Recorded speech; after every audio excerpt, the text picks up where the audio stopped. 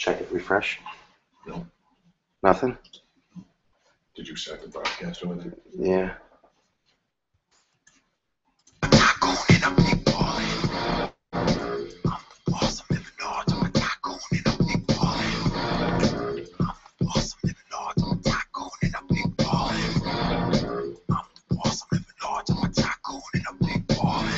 You know what it be. JP Morgan, that is. Here's the situation. The U.S. government need the money. Asking for help.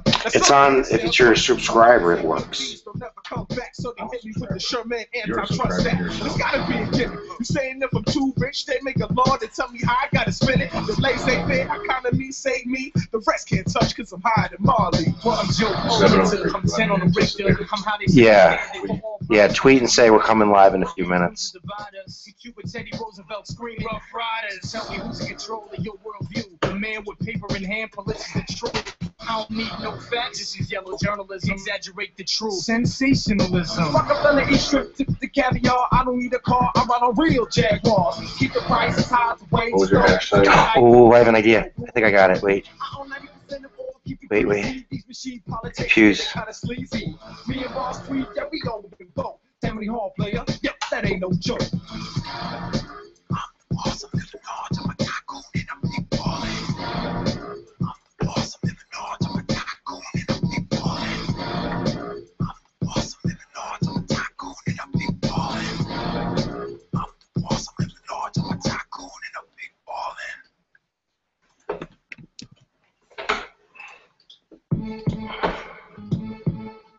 Tell me you don't want me to tweet that. Okay, refresh the page. It went to. Hit play. No. Yeah, we go Yep. with the vote. Tammany Hall I got player, yep, that ain't no joke.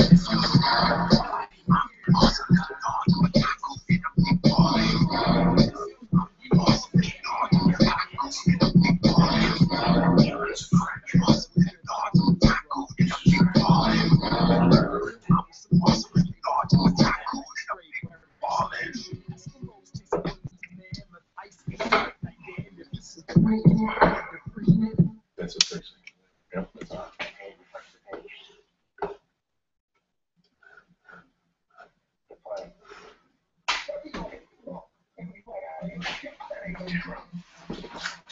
Can't tell. There's 30-second delay. You touch it, but I can feel it.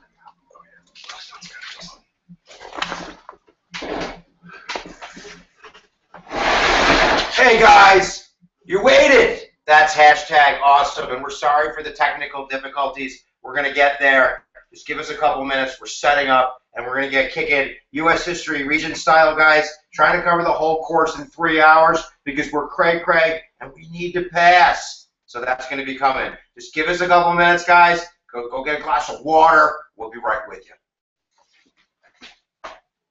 you. This is showing here.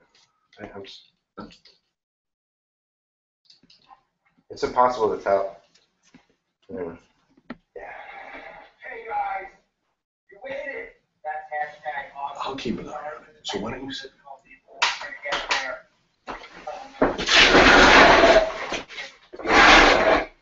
I'm going to sit down because it's more comfortable to start seated, and then we're going to get the camera all set up so I'm not a talking zombie with no head. But guys, what I would like you to do to get started, you just have to turn the sound in, is I'd like you to actually go to my Twitter in order to get the study guide for today's session.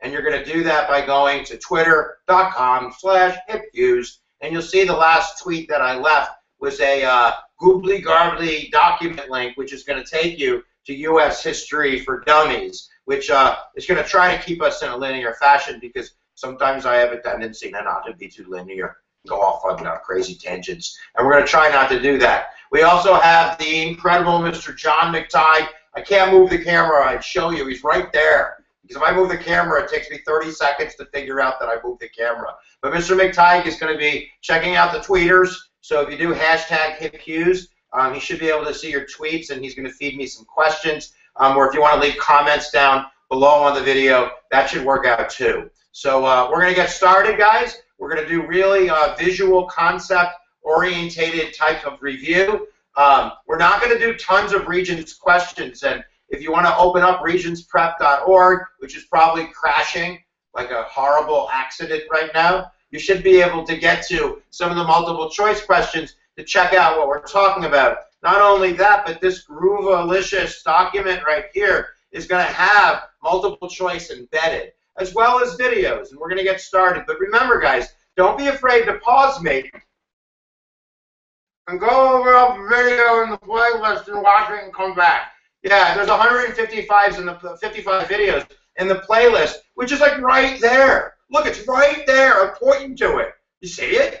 If you open that up, you can certainly scan through and giddy up. You can go cray-cray all over that and come back, and we're not going anywhere except for the train of success. So Mr. McTighe is saying, leave those YouTube comments. He's already opened up the video. If he opens up that video, he's going to see the comments flowing right off the YouTube page, and that would be great. So, yeah, just open up that. You got to open it up. HH Review. If not, we'll figure it out. Tweet's much better. Do the Twitters and subscribe to my Twitters, and I will return the favor on the tweeters. All right, guys. So here we go. And every once in a while, Mr. McTighe is going to be switching the screen for us, so we can see some different things. But we're going to get going right now. The first question on the test, generally, and this is a general kind of thing we're doing, is going to be a geography question. And certainly geography is really important because you could also get that thematic essay on geography, and you want to definitely be ready for that. But in geography, if you think of the United States, and in a moment, Mr. McTighe is going to throw up a geography screen share, but you're going to basically see 3, maybe 4 different types of geography questions. The first one is going to be the general idea that in the Northeast, way up there in the Northeast, down like Maine and Massachusetts and Connecticut, that area is generally going to be considered for its natural harbors. And you can see the screen, which is opening right now, right up there where it says NE. Mr. McTighe is just going to open that up. There we go. Look how beautiful that is. I'm so excited.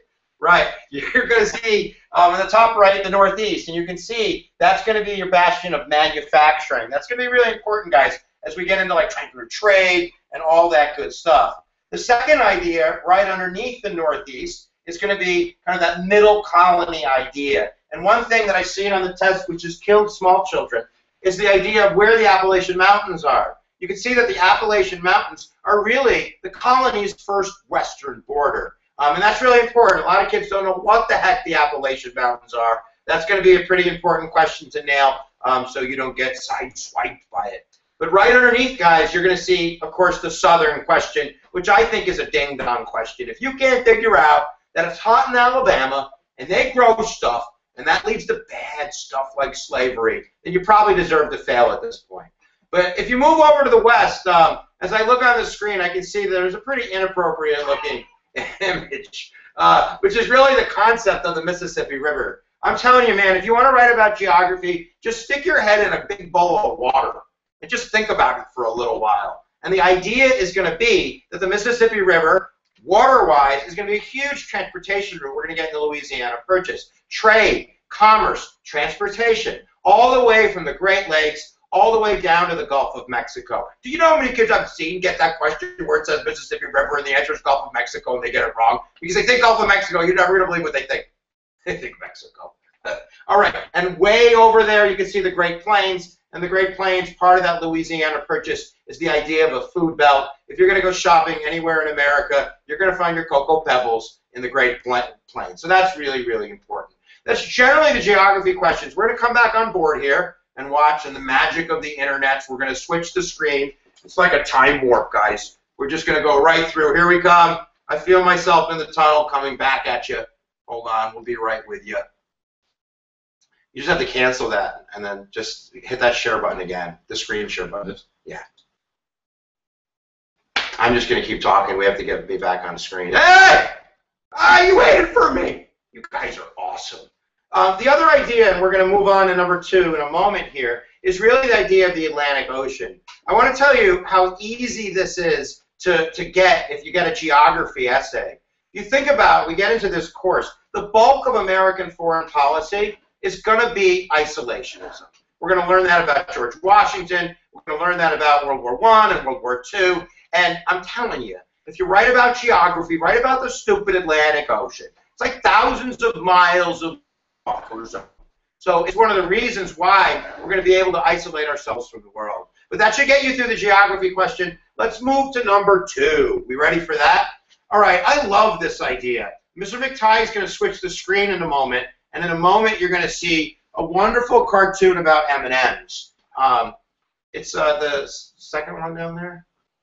Where? It's this one right here.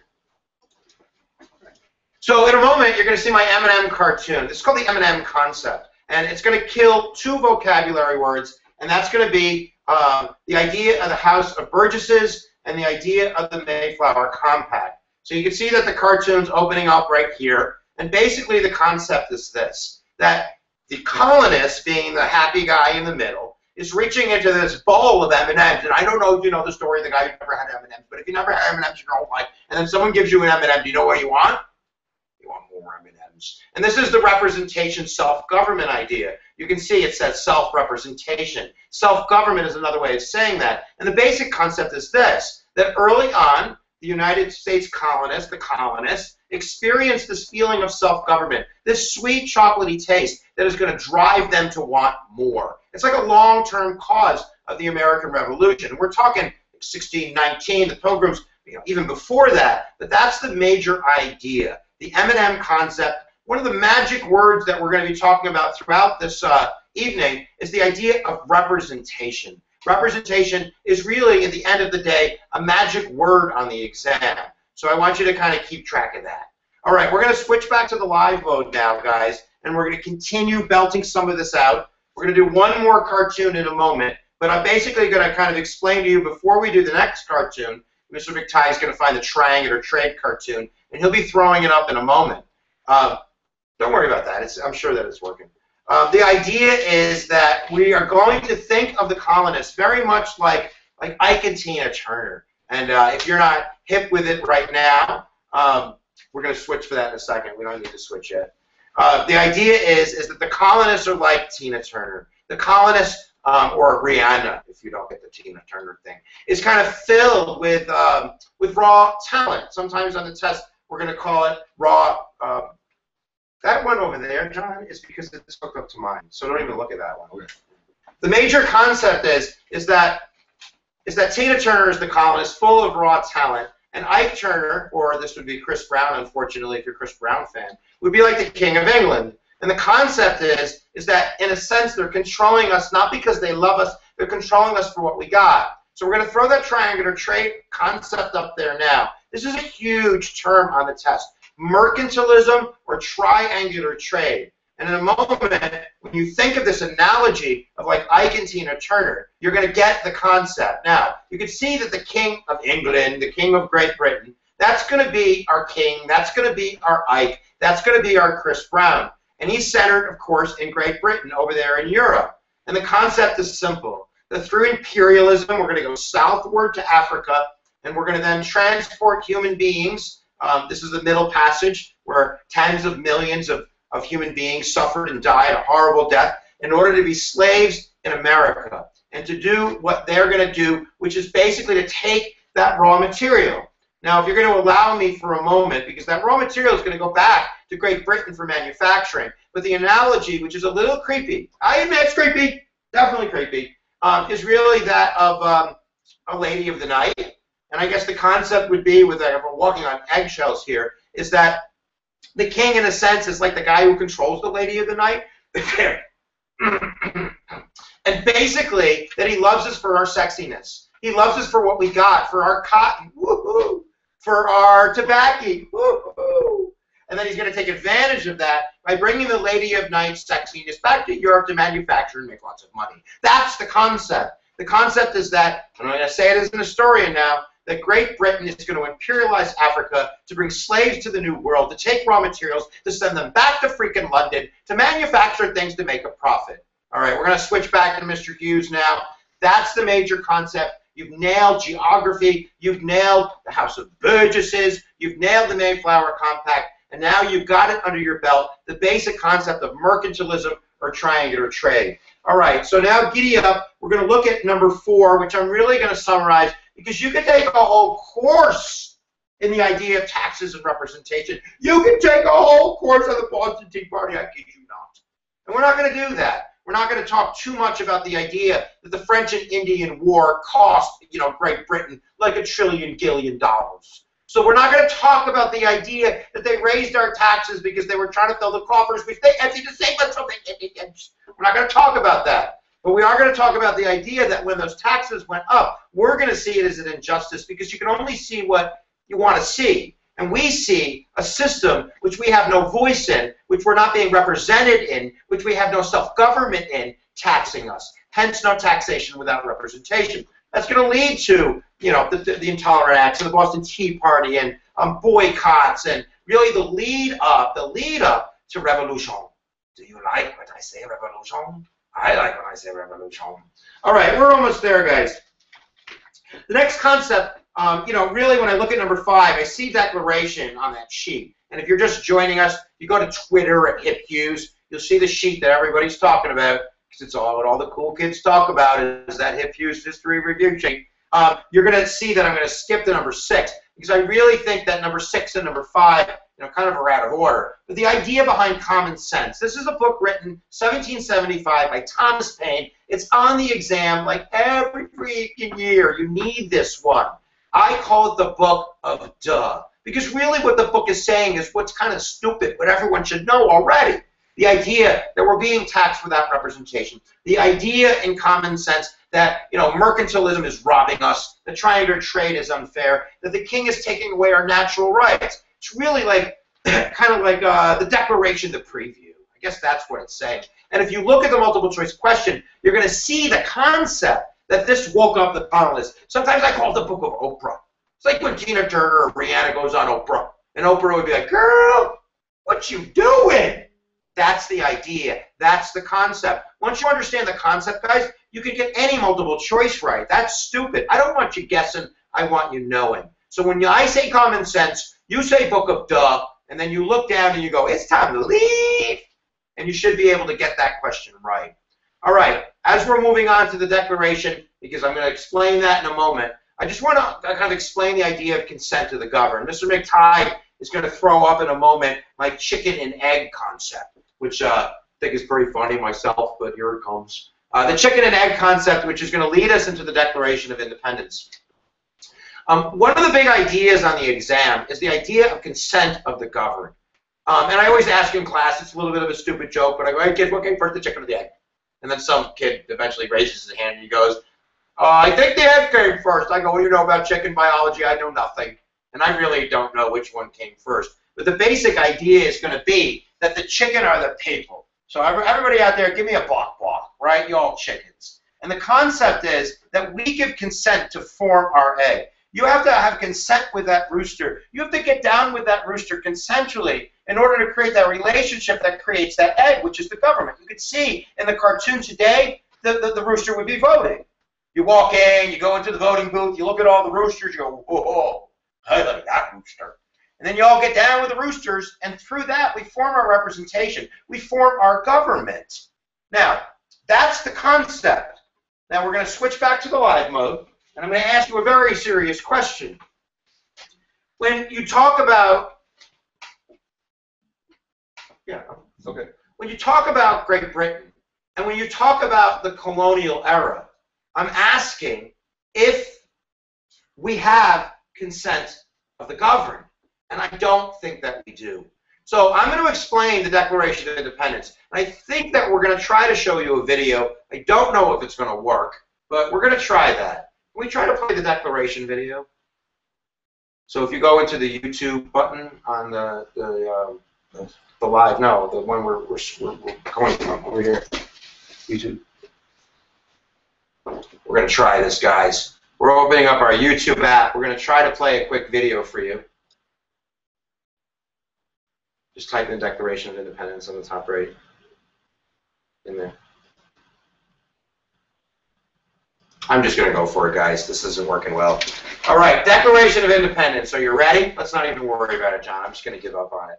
Why don't you tweet? Tweet how silly I look. How about that? Why don't you do that? tweet how silly I look doing the YouTube live review with all these technical difficulties. All right, here we go. Gangster style. No more pictures. None of that. We're just going to explain, guys. All right, Declaration of Independence. It's going to be on the exam. I'm telling you, son, you better know it or you're going to fail. And the basic concept is this. The Declaration of Independence, written by Thomas Jefferson in 1776, is nothing but a stupid letter.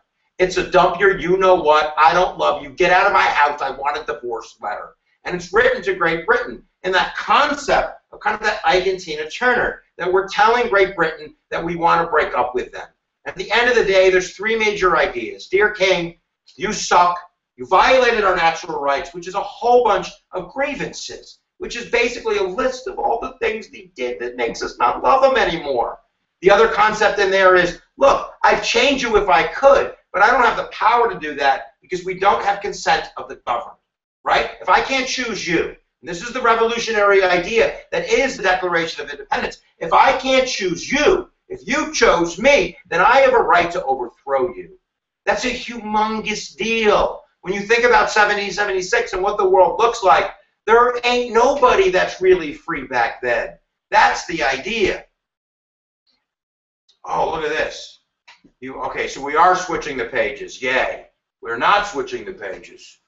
All right, I can't do this. I just have to keep going. Okay. Yep. So, the Declaration of Independence, the concept is going to be that we're going to break up with Great Britain. And that is going to lead us to number 7. Look at number 7, guys. We got a huge one. It's a big concept. It's the Articles of Confederation. Or what I like to say, the Articles of Confederation. The Articles of Confederation, which is our first constitution, which, if I can be so bold to say, which is our first egg. That's the concept. And one of the ideas is, like, what kind of man would you date? And you don't have to be, date a man, you can date a woman. Well, what kind of person would you date if you just get out of a relationship with a horrible human being that beat the nonsense out of you all the time? What would you do? Would you be dating another strong, abusive, tyrannical person? I think not. If it was like Date.com and it said, do you want to date a strong man or a weak man, what would you choose? Don't be dumb. Because the answer is weak. And that's the centralizing kind of feature of the Articles of Confederation. That the Articles of Confederation was formed, in a sense, to make the central government weak so it didn't have the power to abuse us. That's the main concept. I like ripping paper. And since I'm done with page 1, I'm going to rip page 1. Because this is the concept. All right? The concept is that this is power. And that what we did when we broke away from Great Britain is we took back our power. The problem is, in order for people or states or smaller states to form a government, they have to give away some of their power. Right? If you're in a dictatorial government, then you give up all your power. And then, look, I got no power. I'm powerless. But we're not going to do that no more. And this is like the major word on the test. If you want to get a tattoo in your brain, get this word in your brain. The word is federalism. Federalism is our form of government, first and foremost. Even before we really were talking about a republic and we were talking about elements of democracy, the big concept here, guys, is that we are going to be taking our power and we're going to be dividing our power. Watch me rip the paper. Between federal government, the central government, the strong government, and the states. That's the people. The states in this situation would be the Tina Turner. The new government, in a sense, would be the Ike Turner, but this time under the Articles, it's Ike Turner, and all he is a torso. He's got no head, he's got no legs, and he's got no feet. He can't do anything to hurt us. But he also can't do anything to save us. In fact, if I was doing federalism, what I would do is I would take the piece of paper and I would rip it like this. And I would say that federalism is the division of power between the federal government, let's just watch, and the state governments. If this was a relationship of child and parents, I just, as the parent, gave all the power to the child. And that concept is going to be kind of hard to run a government by. I'm going to scroll through a really quick list and then we're going to move on. But if I tell you what federal government powers are, I'm talking about no army. I'm talking about no taxing power, no president, no court system, no interstate commerce. They weren't even allowed to breathe. How do you like that? that fit in there. All they really were was one Congress. Each state got one vote. They all had to vote to change the Articles of Confederation together. I don't know if you've ever tried to do anything with 13 people, but it's pretty much impossible. And you needed 9 out of 13 to pass a law. 9 out of 13 to pass a law. You can't get 9 out of 13 people to do anything. So really, we don't have many laws during this 10-year period that formed the Articles of Confederation. Now, there was one law that was passed, and this one's a fun one. In fact, if I go back to my master review sheet that you can get over there on the tweeters there, if you go to Twitter, hit Hughes, and you follow me on Twitter, and then you can press the magic button that will get you basically to the idea of I want to get the Mama Got Pregnant one. I don't even see Mama Got Pregnant. Mama Got Pregnant, Mama Got Pregnant. Okay, I think I'm just going to have to teach you Mama Got Pregnant. One of the laws that's on the test, and a lot of kids get this wrong. The kid that gets a 98, this is the question, the kid that gets a 98 wrong. What's that? Term 11. Oh, it's number 11, Mr. McTighe. Go for Mr. McTighe! Yeah, it's number 11, guys. It's the Northwest Ordinance of 1787. And it's one of my favorite terms to teach because I get to say funny words. And I love to say funny words. I'm going to take a break soon because I need something on my monster. But it's called the, oh yeah, it's the Northwest Ordinance of 1787. Mama got pregnant. I've done this all year with my kids, so maybe I just look like the complete biggest fool ever teaching it this way. But it really works if you say it in a jiving style like this. Oh yeah, it's the Northwest Ordinance of 1787. Mama got pregnant. And for years I've done this, and whenever my kids hear that word, they see a pregnant lady. And the concept is that it's going to give the United States the ability to expand westward. It's going to be basically kind of the processes for moving the feet of manifest destiny. It's how we get across the country, because we need a mechanism to get new children to join this family. Remember, federalism is the division of power between the feds, kind of in a sense the head of the family, and the children, real human beings with real powers that are belonging to this family. So if we want more children, Mama gotta give birth, baby. And that's the, oh yeah, it's the Northwest Ordinance 1787. So that should work for you guys, getting that concept down of the Northwest Ordinance of 1787. But that's going to bring us to Shays' Rebellion. So let me go over Shays' Rebellion, then I'm going to take a little break. We're going to take a 3-minute, and I have music for you. That's right, not old people music, but cool hip-hop music about American history. Hashtag cheesy, but you're going to like it. The last concept I want to do is I want to kill that dang thing.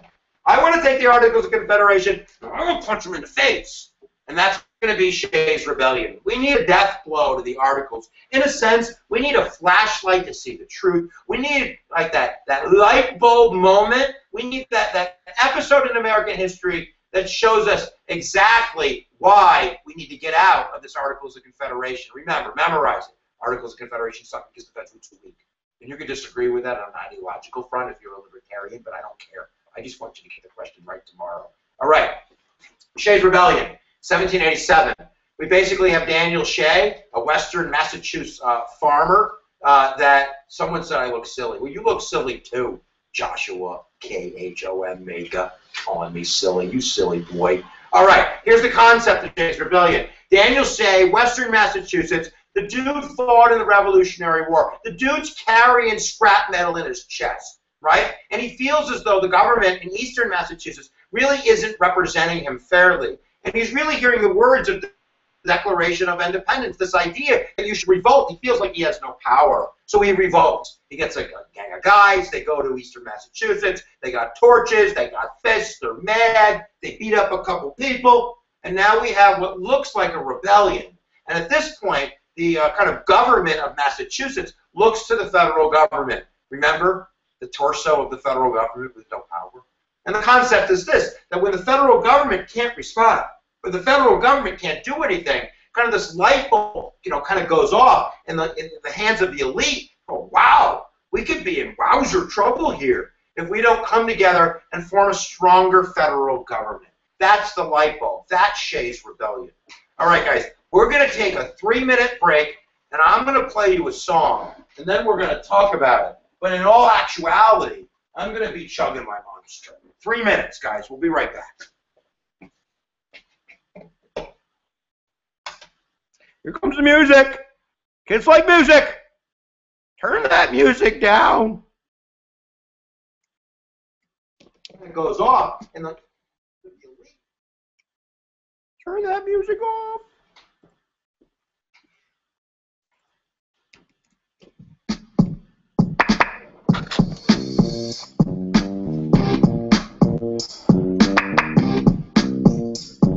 Hip-hop.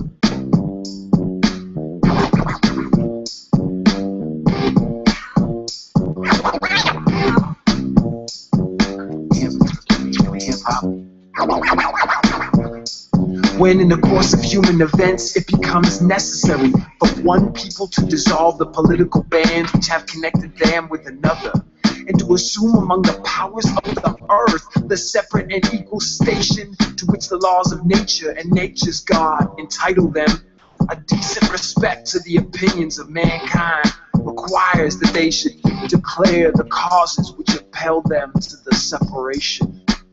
We hold these truths to be self-evident, that all men are created equal, that they are endowed by their Creator with certain unalienable rights, that among these are life, liberty, and the pursuit of happiness.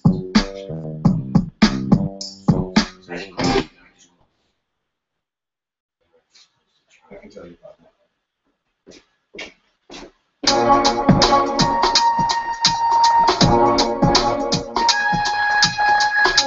This is preeminently the time to speak the truth, the whole truth, frankly and boldly.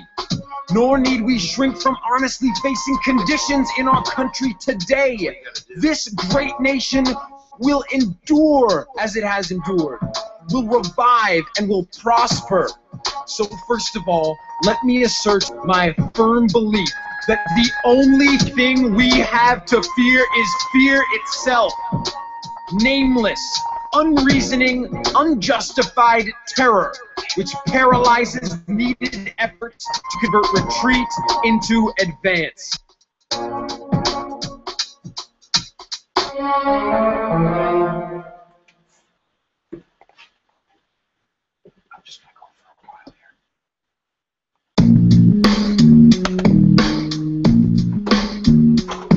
Yeah, this is Frederick Douglass. Check it out. Those who profess to favor freedom and yet deprecate agitation want crops without plowing up the ground. They want rain without thunder and lightning. They want the ocean without the awful roar of its many waters. Power concedes nothing without a demand. It never did. It never will. A house divided against itself cannot stand. I believe this government cannot endure permanently half slave and half free. I do not expect the Union to be dissolved. I do not expect the house to fall. But I do expect it will cease to be divided. It will become all one thing or all the other.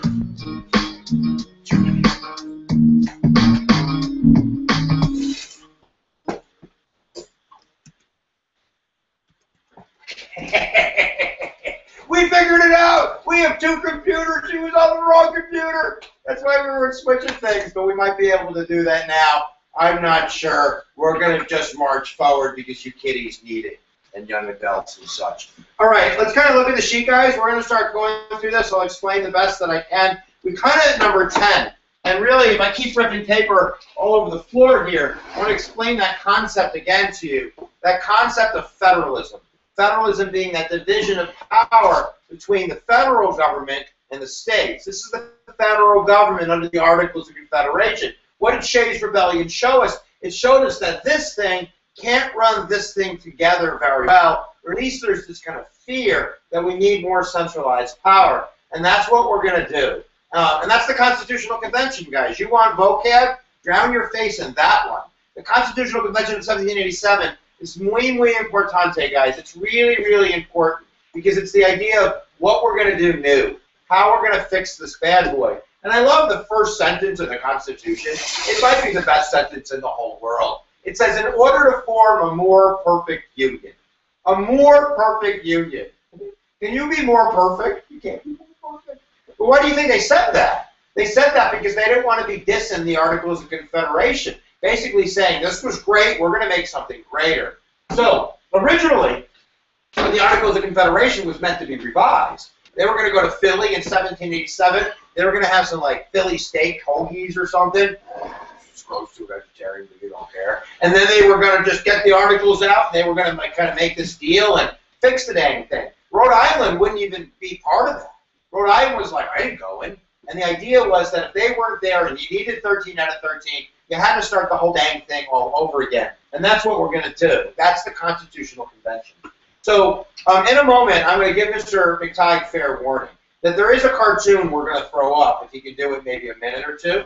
And that is going to be the one on the Great Compromise. Mr. McTighe is going to kind of raise his hand and tell me when it's up. But the Great Compromise is the first and the most important compromise if you're talking about the Constitutional Convention, because it's what's going to form the legislative body. It's what's going to form what's called a bicameral legislature. And the major idea is this. The major idea is that you basically have two sides. You have these states that are coming to the Constitutional Convention that have really large populations, states like Virginia.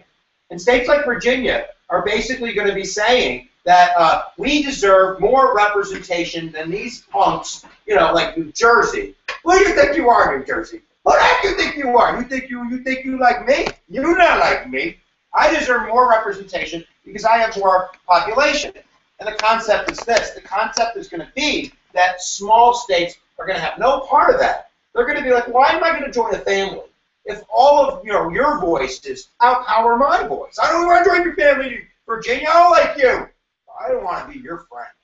And in a sense, what we have to do is we have to bring these two sides together. We have to bring Virginia and New Jersey, one which wants equal representation, the small states, and one that wants large representation based on population, which is going to be Virginia. So what we're going to end up with is we're going to end up with the Great Compromise. It was actually Connecticut. Good for you, Connecticut. God bless you. They're going to take the large states. They're going to get over here. And they're going to take the small states. You get over here.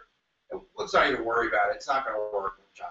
And they're going to make sure that they come together to form this new Congress. And that's what it does. This Great Compromise is going to be a compromise which is going to create a House of Representation. Say that a million times. The House of Representation, which is going to be based on population. You ever wonder why we count people? Now you know why we count people.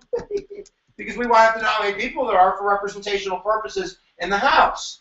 And then, of course, the Senate is a whole different deal. The Senate is going to be based on equality. Every state gets 2 senators, U.S. senators, no matter who they are. In a moment, we're going to come back to the House and the Senate when we start explaining the pieces of government and their individualized power. But right now, let's stick with that Great Compromise concept. The Great Compromise formed our 2-House Congress, which made the large states happy based on the population of their states. That's how representation is determined. Like today, California, it's got like 52, something like that, 52 House members. Utah's got 1. But Utah's got 2 senators, and so does California. Take that, Cali. Yeah, baby. That's the idea, a 2-House Congress. Which brings us to our next compromise. And if you're following the sheet here, which I'm trying to, guys, we're actually jumping to 14. If you don't have the sheet, go to twitter.com, Twitter, look for Hip Hughes, follow, look for underneath. You're going to see the, the little thingy there that you press to open it up. And good for you guys. That's great for learning. Hashtag winning! I need a drink of soda. I don't care anymore. John, we're only in 50 minutes, and I don't care anymore. We'll get there. I'm just going to drink Monsters and talk with kids. All right. So here we go. Number 15. Oh, messed up. Number 14. The 3/5 compromise. I just threw up in my mouth. That's how disgusting this compromise is. Because really what it's going to do, it's going to treat Africans, slaves, as less than what a human being is. Not that we weren't doing that before, right? They're already in bondage. They're in slavery. So this compromise deals specifically with the idea of representation. Didn't I tell you representation was like the biggest word on the test? Take that, Grandma. Representation, because that's what we're dealing with. We're dealing with the House of Representation, and we're dealing with the populations and counting heads. And basically, what the South wants to do is they want to count like this. They want to go, there's one black person. I shouldn't do the accent that makes people sound racist. I'm sorry. There's one person. There's two. There's three. We've got a whole bunch of slaves. Yeah, what the hell? There's 4 and 5 and 6 and 7 and 8. No, they want to count their slaves. They want to count their slaves. Why do you think they want to count their slaves? They want to count their slaves because that's going to give them more population, which is going to give them more representation, which is totally unfair. That's right. The North is saying, no, 0. You can't count those. They don't even vote. You're going to get more power in Congress. You're going to get more power in what we're going to explain as the Electoral College. You're going to be able to elect the president because you have slaves. That's not fair. 3/5. Let's do it from an argument. Because that's the fraction. For every 5 slaves, you get 3 people in your census. We're going to move on. But I've seen like historian, statistician people who have said that there's a lot of presidents we wouldn't have had if it wasn't for the 3/5 compromise. Thomas Jefferson very likely wouldn't have got elected in 1800 because those states that got extra representation based on their slaves wouldn't have had that. And then they wouldn't have had as much power to elect Thomas Jefferson. So why don't you go stick that in your pipe and smoke it? All right, here we go, guys. We're going to move on to, let's move on to number 15. I got to do the Bill of Rights. Where to get to the Bill of Rights? Let's do the Federalist Papers. The Federalist Papers are the second book of Duh. If you were with us earlier, we had the first book of Duh. I'll pretend to be the first book of Duh. All right? All right? All right? Hey, Tina Turner, what, you stupid? What, you stupid? I Turner repeats the crap out of you every night. You're going to stay with it? You're stupid, girl. You need to leave. That's the common sense revolution. This one is this. Hey, Americans, Articles of Confederation, how's that working out? What, you stupid? You going to stick with that weak torso of a man? That ain't going to work out. You need a stronger constitution. Written by Alexander Hamilton, written by James Madison. These are guys that want this stronger power for the federal government. And these were newspaper articles that were all over the land. And people read them, and it was kind of persuading them to ratify this new constitution. But there's a sticking point. Oh, yeah. There's always a sticking point. And that sticking point is going to be anti-feds. We're already setting up the political party system. I've been talking about these guys who want a strong, kind of stronger central power. Those are Federalists. For the most part, those are Northerners. Why are they Northerners? A lot of it's financial. We talked about how the manufacturing sector harbors up in the Northeast. These are business folk that need, kind of economic power in the central government, as opposed to kind of more of an individualized system of farmers and, people buying stuff in the South. They're going to be anti-feds. And they're going to basically balk at the convention. They're going to go, I ain't going to sign that. I'm not signing away all of my rights. You crack. I ain't going to do that. Not unless you give me security. Not unless you make me feel as though we're not going to have a situation where you're going to be taking away your rights. Because that's what government does. It grows, it takes away your rights. And if I don't stop that, if I don't have a way to stop that, there's no way I'm going to do this. In a sense, it's like, Beyonce, right? Beyonce, and who's the guy that Beyonce dates? Jay-Z. Jay-Z, remember the elevator? They got in the elevator. Jay-Z's like, I'm not getting in that elevator. Beyonce says, no way. Not unless you give me a cane or something. I want a Bill of Rights. Oh, we're at the word Bill of Rights. In class, I have the Bill of Rights as a shield. Why? Because what does a shield do? It protects you. Absolutely. And the anti-feds, listen to the word, anti-fed, they're not going to sign that Constitution unless they have that Bill of Rights protection. So moving on. We're going to do a Bill of Rights. This is the easy way to remember them, guys. I would encourage you to watch the Bill of Rights hand game. It's not creepy. It just uses your hands to teach you the concepts of the Bill of Rights. And these are the big ones at the convention. I'm going to skip a couple, but we're going to stick to the ones on the exam. So to begin with, you block your face. You go, protect me, stop hitting me, bad government, with my Bill of Rights, my 10 fingers. And really quick, as fast as you can say Quicksilver Lightning, we're going to do it. First Amendment, there are 5 freedoms. You do freedom of speech, religion, press, assembly, petition. That's the 5 freedoms. I'm not going to repeat them because they're online and you can hit rewind. The Second Amendment, we're going to use our finger and our thumb, index finger. Bang, bang! That's going to be the right to bear arms. The Fourth Amendment, we're going to use our 4 fingers and bend them and then knock on a door. Don't knock on your head. And that's going to be the idea of, uh-oh, is the popo. They need a search warrant. The Fifth Amendment is going to be your arrest rights, and there's a lot of them, but the basic idea is your right not to incriminate yourself or your right to remain silent. And we'll talk later a little bit about your right to a grand jury, and there's other stuff in there. Sixth Amendment, you touch your invisible watch to remind yourself you have the speedy trial, and these are trial rights. Your jury of your peers and a lawyer. We skip 7 and we go to 8. 8's always been a rough one to remember for my kids. I think of kind of like, you know, when you hang someone with that noose, and you take the noose and you touch it with another noose to form the 8.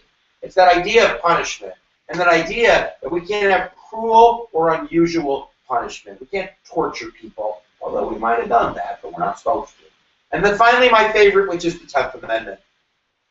Looking around, and I think I'm sitting on one, but if I jump back here, the way to remember the 10th Amendment, and this is a big one, guys, is that it's the last seat in the Bill of Rights, and it says it's number 10. So I call the last seat that I saved for somebody a reserved seat. So that's going to be our reserved powers. And that's the biggest one for state power, because it really is, in a sense, the definition of your freaking corpse. Yeah, I said freaking corpse, because it's that important. Remember when I'm dividing that power?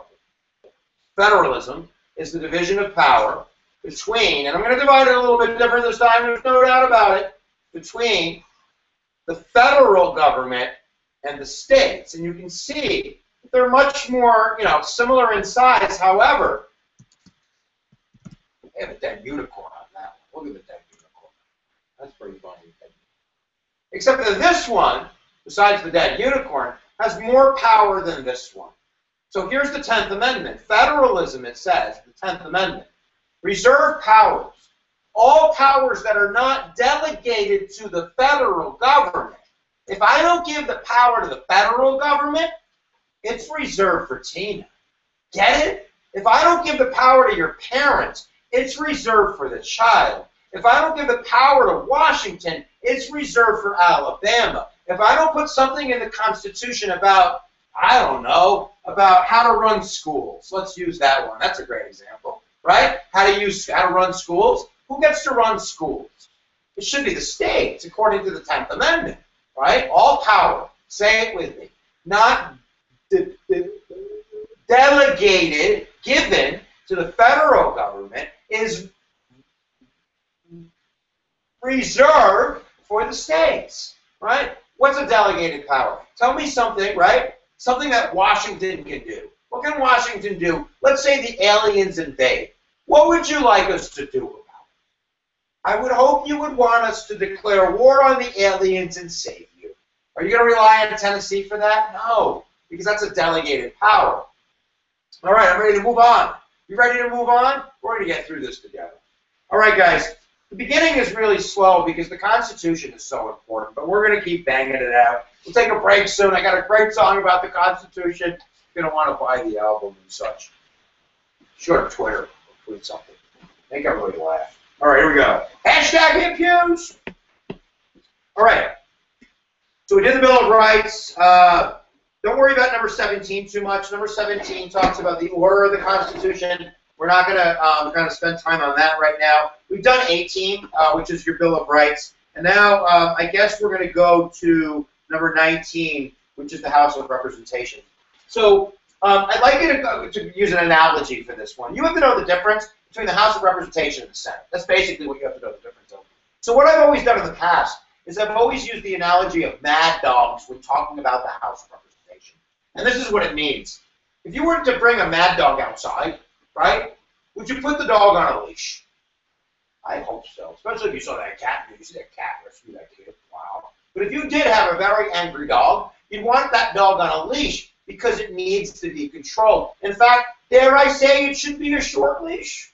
And that idea is in the fact that if you look at the Constitution and where democracy is, like where people have power to choose leaders and make decisions, it is only in the House of Representation in the original Constitution. And that's why we say the dog is on a leash. The House of Reps on a leash, and you are the owner.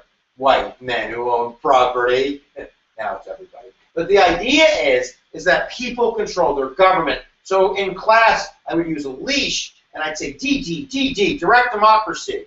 And if you don't like that dog, you can yank that chain. You can get rid of that dog every 2 years because that's what a short leash is. You're in office 2 years as a House member. How about that? You get in there and you're like, how do we get reelected? Because we want them accountable to the people. That's direct democracy. And the analogy doesn't stop there. Oh, no, it doesn't, son. It keeps going because mad dogs have sharp teeth. And the concept is this, that the sharp teeth represent the idea that, number one, they can bite your wallet. That's the concept that, look, when you pass a bill, it's got to go to the House and the Senate. But all revenue bills, all tax bills, all spend your mama bills have to start in the House. The dog's got to bite first. Why do we want the dog to bite first? Because it's on a leash, baby. Who holds the leash? You hold the leash for 2 years. Remember that concept from colonialism? No taxation without what?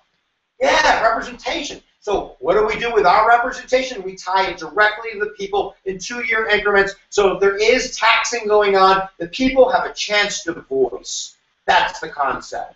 And they also can bite the president in the ass and drag him to the Senate. That's so that works out. Giddy up for that. So the House of Representatives, 435 members today, is broken up by state population. They have the power to start revenue bills, and of course they're going to have the power to pass laws with the Senate.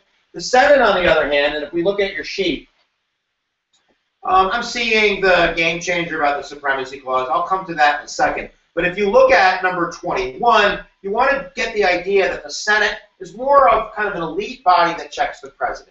Like if I say most things the president does, you say Senate. Watch it. It's fun game, right? The president gets impeached. Where's the trial?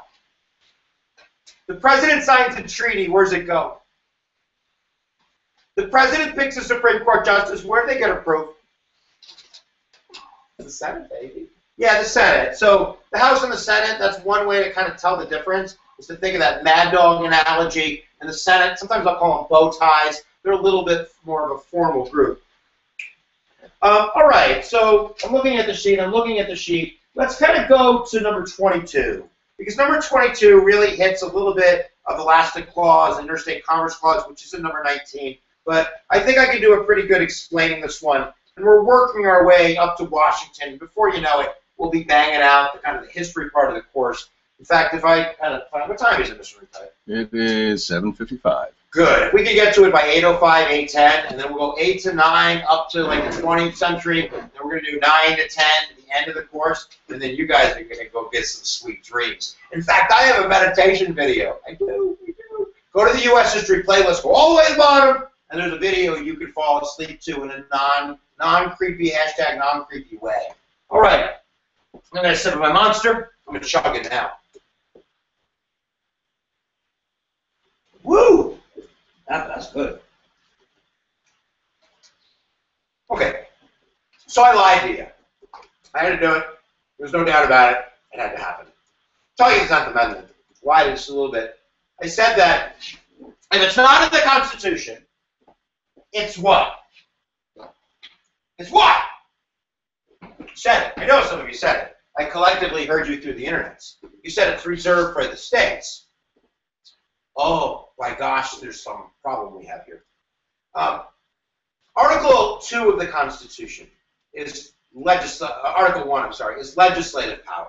Basically tells us what delegated power is. And in fact, if you go to Section 8, Article 1, it's a big list of stuff. Congress can run the post office. Congress can tax you. Congress can coin money. Congress can declare war. My most favorite, Congress can fight pirates. It's pretty awesome. And then at the end of the delegated list, there's these words. Congress shall make all laws necessary and proper for executing the foregoing powers. So basically, kind of a little hole in the Constitution that says, look, we just gave you all this power. So in order to fulfill that power, you can do whatever you think is necessary and proper. And this is where we bang up against that 10th Amendment concept. Because I previously said, it's not in the Constitution, you can't do it. So early on in the government, when Alexander Hamilton says, Congress, it would be a great idea if we created a national bank. National banks rock the Casbah. There's going to be anti-feds that go, oh, no, you can't do that. You can't create a national bank. You great. No, it's not in the Constitution. And 10th Amendment quite clearly says, it's not in the Constitution. But now we have that elastic clause that says, yeah, but if you want to coin money, if you want to value money, if you want to control taxing and all that, you need a bank to do that. So therefore, I should have the power to do the bank. What's the elastic clause do? It kind of stretches kind of the interpretational meaning of the words in the Constitution. And then I'm going to throw another monkey wrench. I said I bring a monkey. Here's my monkey. It's a monkey wrench. And that monkey wrench is the Interstate Commerce Clause, because it also says that Congress can regulate trade and commerce between the states. So now we have this idea of, well, what if we have an issue like a railroad, or we have an issue like a river, or pollution, or a plane, or a train, or an automobile? Okay? Who gets to regulate that? Who gets to make laws dealing with that? What if I have health insurance in Alabama, and then I get hit by a car in Ohio? Is that interstate? I don't know. What is it? It's not that there's one answer, because trust me, there's great arguments on both sides. There's libertarians that are like, I know the answer, and there's progressives that are like, I know the answer, and I think that everybody probably knows the answer, and they might be right. And the concept is that the Constitution is flexible, that it allows for these types of interpretations, but it also has these built-in limitations. It's bipolar. On one sense, it says, go for it, and the other says, you can't do that. So in a sense, like an accordion, that's kind of American history. Kind of expanding the role of government and then shrinking the role of government. Interstate Commerce Clause, the Elastic Clause, and then I throw in there a good one. We're going to move to another number one right now. We're going to go to number 26, the amendment procedure. Not only can I interpret the words differently, not only can I look at it in a magnifying glass and figure out what it means to me through today's life, I can also add stuff and take stuff away. The idea is that the Founding Fathers were smart because they knew one thing for sure, that they didn't know everything that there was to know, and they knew that one day more people would know stuff that they didn't know that maybe one day they should have known. So it gives us that opportunity to write new stuff in. So I'm going to do a little bump with you, a little beat, and then we'll take a little break. Can you repeat after me? Do it again. You're having fun. 2/3 of both houses, 3/4 of all states. 2/3 of both houses, 3/4 of all states.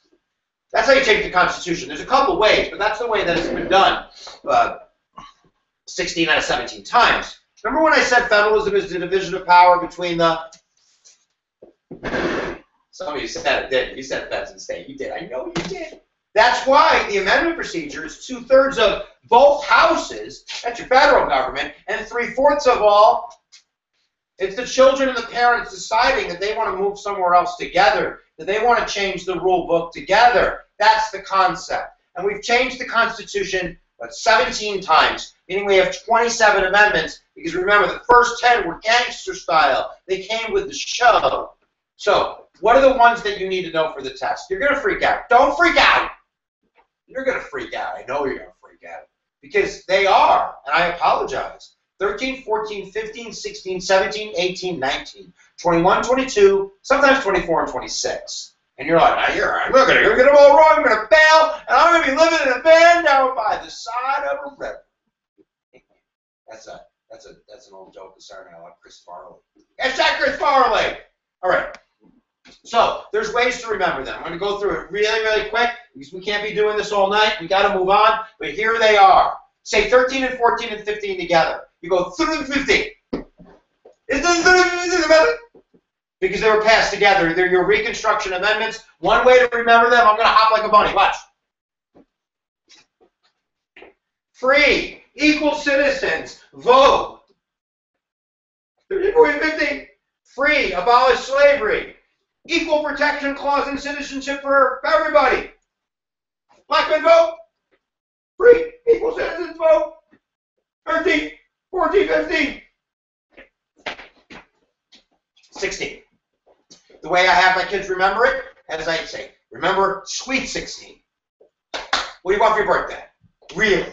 What do you want? Be honest. You want mama. You want some money. The concept is that it's related to money.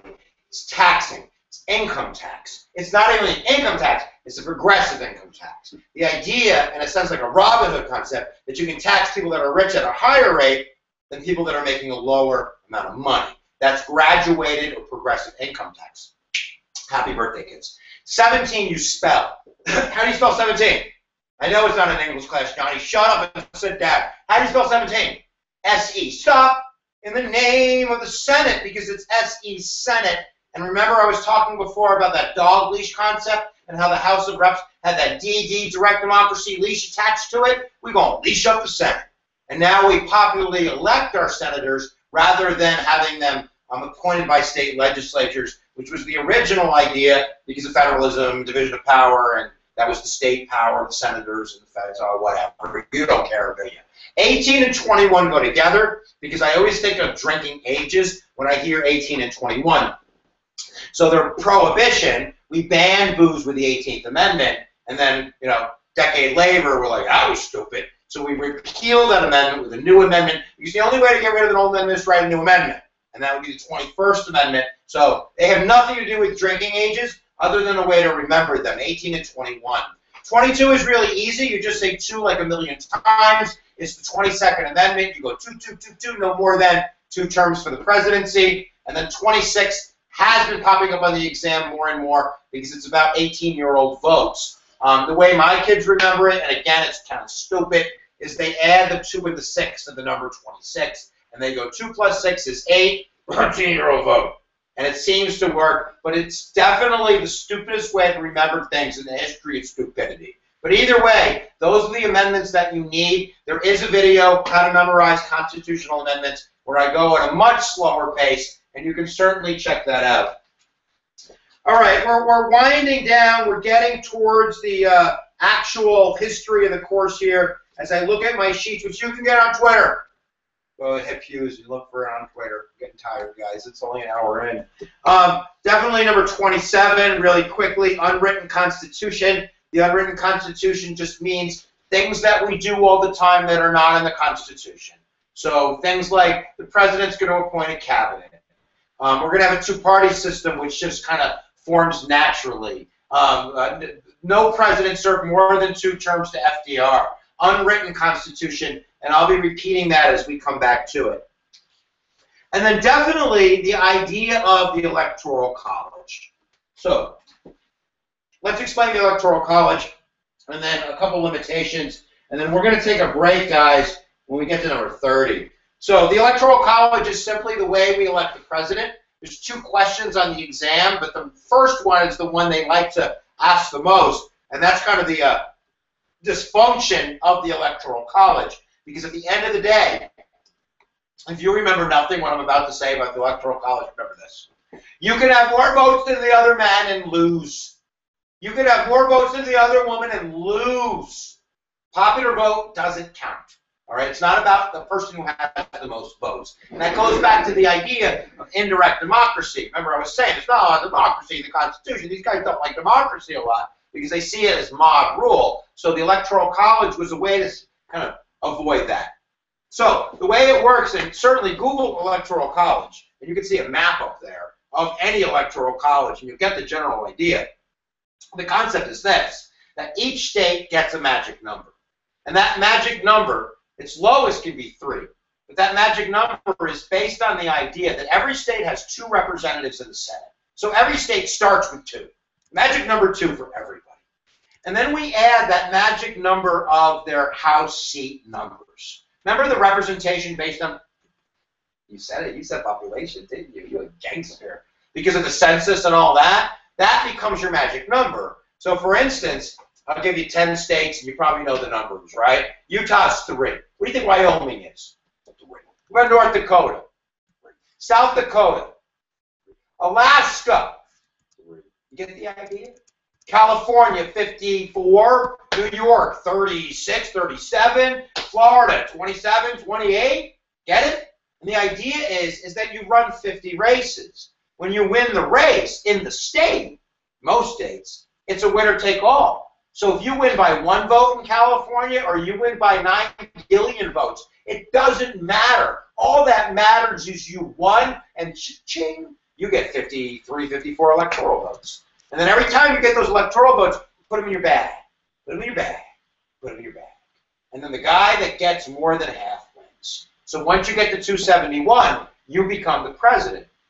Very interesting, back in 2000, the Electoral College was stalled for weeks because nobody knew who won Florida, and nobody reached 271 yet. So we had to have kind of like a recount. The Supreme Court got involved, and I can't even talk about that. All I will tell you is that George Bush won with more than 271 electoral votes, but with about 400,000 less popular votes across the country. But that's how the Electoral College system works. Now, you got Electoral College, you got unwritten, you got your amendment, we're going to do judicial review. We'll come back to judicial review when we do Marbury versus Madison. One really quick thing about number 24, guys. If you look at number 24, I have a really great trick. This is a lot of questions. I'd skip it if it wasn't for a lot of questions. But it's the idea of delegated executive power for the president. Like, what power does the president have? And I've always used my one finger, my one little friend. I have one friend, hashtag loser, to kind of remember what the powers of the presidency are. I'll do them really quick, and we'll take a break. The president's commander-in-chief. The president can pick Supreme Court judges. The president can also pick cabinet members. That's not in the Constitution. The president can, watch, you're free, you're free, you're free, you're free, can pardon people from the federal prison system or your crime record. The president can veto laws, and the president, in a sense, can suspend habeas corpus rights, which we'll come back to. The president can also sign treaties. So those are basically the big presidential powers: signing treaties, pardoning people, commander-in-chief, and picking people like justices for the Supreme Court. All right, guys, one more. We'll take a break. Don't forget to ask questions via @HipHughes at Twitter or hashtag HipHughes. We're going to take about a 3-minute break, but I don't want you to forget number 29, guys. I talk all about power of the federal government. I talk all about elastic clause and interstate commerce and expanding the government, but never forget the mark of Tina Turner, the mark of fearing government in those limitations, checks and balances. Nobody can do everything by themselves. Every power, it's like a mousetrap, is balanced with a different power. So, for instance, if I sign a treaty, it goes to the Senate. If I impeach the president, he's got to have a trial. If I sign a law, it can be vetoed. It's all these powers that are interwoven to protect us from ourselves, separation of powers and checks and balances.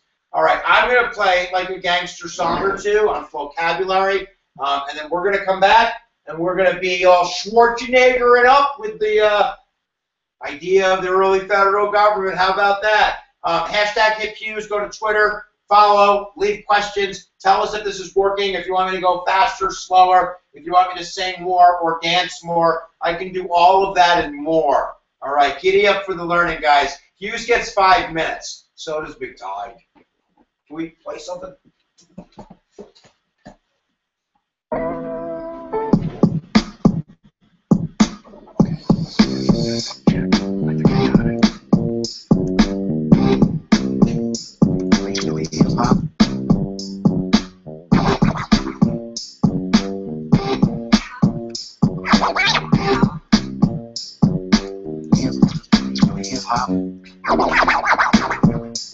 When in the course of human events it becomes necessary for one people to dissolve the political bands which have connected them with another, and to assume among the powers of the earth the separate and equal station to which the laws of nature and nature's God entitle them, a decent respect to the opinions of mankind requires that they should declare the causes which impelled them to the separation. We hold these truths to be self-evident, that all men are created equal, that they are endowed by their Creator with certain unalienable rights, that among these are life, liberty, and the pursuit of happiness.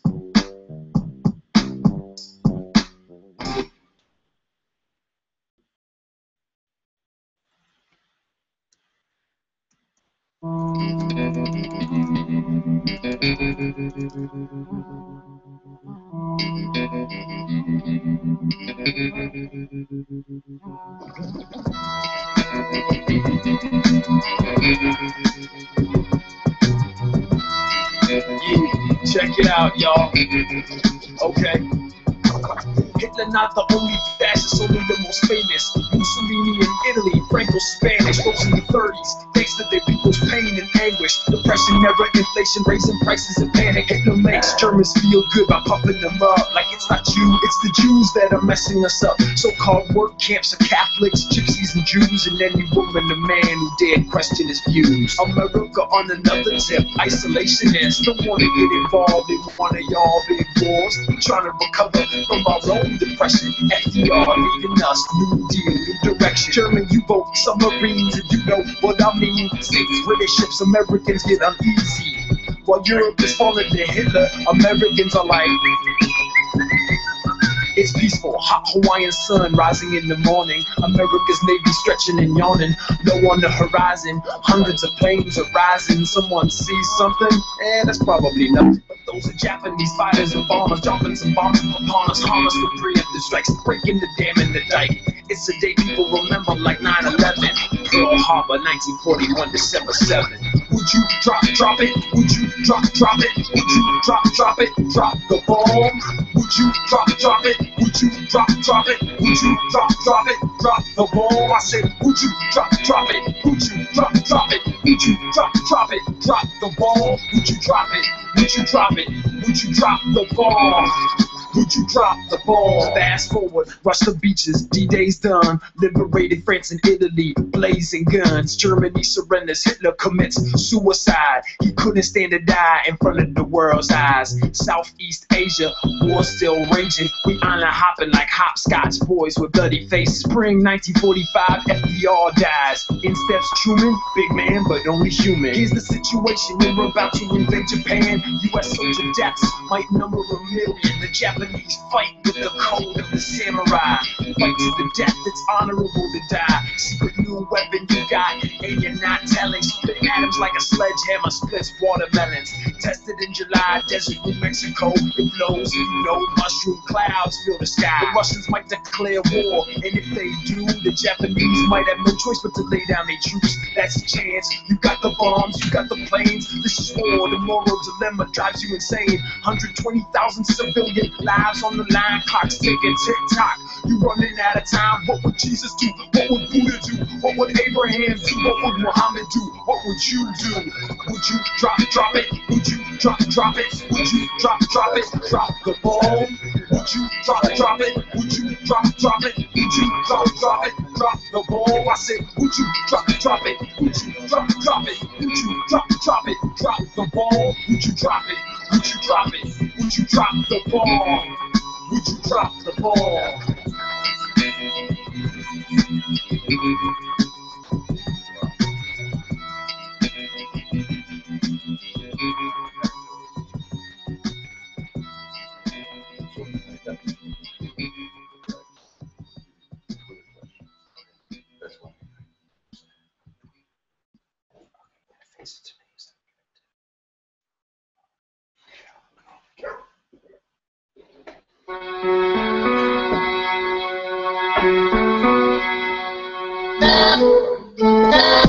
Number one, freedom of religion, speech and press. Plus you can assemble in crowds and protest. Number two, right to bear arms and cannons. I bet the Minutemen didn't know about handguns. Number three, when soldiers get sleepy, you gotta let them sleep up on your couch. Number four, no one can search and seize it, protects me, and that's people have a warrant to arrest me. Number five, if you arrest me, respect me. Sorry, alligator, that's no double jeopardy. I'll see you after school. What are you going to do, plead the fifth? Okay, guys, I can't sing. Someone said I should sing, but I definitely am not going to do that.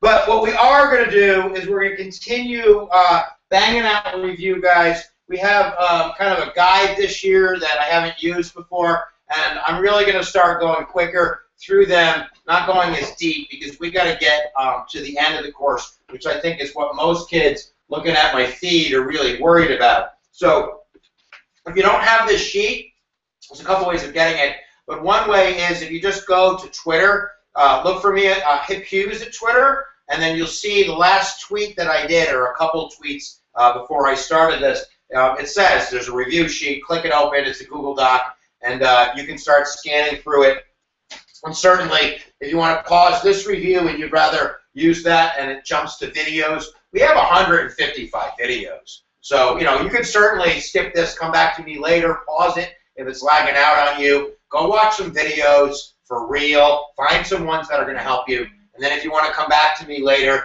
I ain't going nowhere. I live on the internet, boy. Yeah. But seriously, there's tons of videos there. And if you haven't subscribed, you probably subscribe because you need to pay it forward and save the unicorns and you don't want to go to hell. Oh, I just sent him to hell, Mr. McTighe. That's horrible. You're a horrible human being, Mr. Hughes. Not the Hugesters. They're not going. But definitely follow on Twitter, do all that. I got one more thing. I'm going to plug it and then I'm done. I seem to be on one of those television shows on the TV stations. So if you haven't checked it out, here's my one shout out for the show that I'm going to do. It would be United Stuff of America. It's a great show on H2. The first episode's also already online at history.com.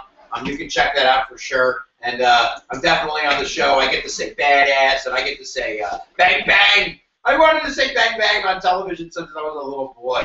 Cross that off the bucket list. Yeah, baby. All right, here we go. Number 30, all right, we're on that sheet. This is a really great way to remember the concept, but for years I called these three gentlemen with the same middle name Schwarzeneggers. If you don't know who Arnold Schwarzenegger is, then you can use The Rock or some other guy with big muscles, but I'm thinking about Arnold Schwarzenegger, who was the governor of California, the Terminator. He's got these huge muscles. So all through the year I joke around and I go, you know George Schwarzenegger Washington, and Alexander Schwarzenegger Hamilton, and John Schwarzenegger Marshall, my three strong men. And I say that for a very specific reason, because I want you to bang, bang, get the multiple choice right. And all three of them strengthen the role of the federal government.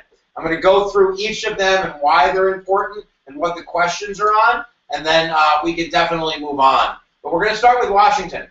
So Washington's concept is this: whiskey rebellion. And I always do in class kind of this concept that you can't see my muscle. It's because I'm wearing a thick jacket. I got a huge muscle right there. And then I do whiskey like I'm kind of like drinking kind of like that. And the concept is that the Whiskey Rebellion, which was this rebellion which was kind of like Shays' Rebellion, and we got the image sharing working. We're going to come to that in a little while. But the concept is that the Whiskey Rebellion is like a Shays' Rebellion, where they're like, we're not going to pay our taxes.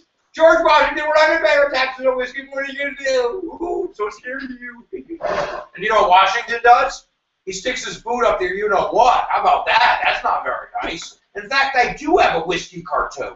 Can you show it, Mr. McTighe? And then we'll just blaze them with the internet. They'll be like, oh my God, the internet works. But we do have an image. It's a big boot. You see it?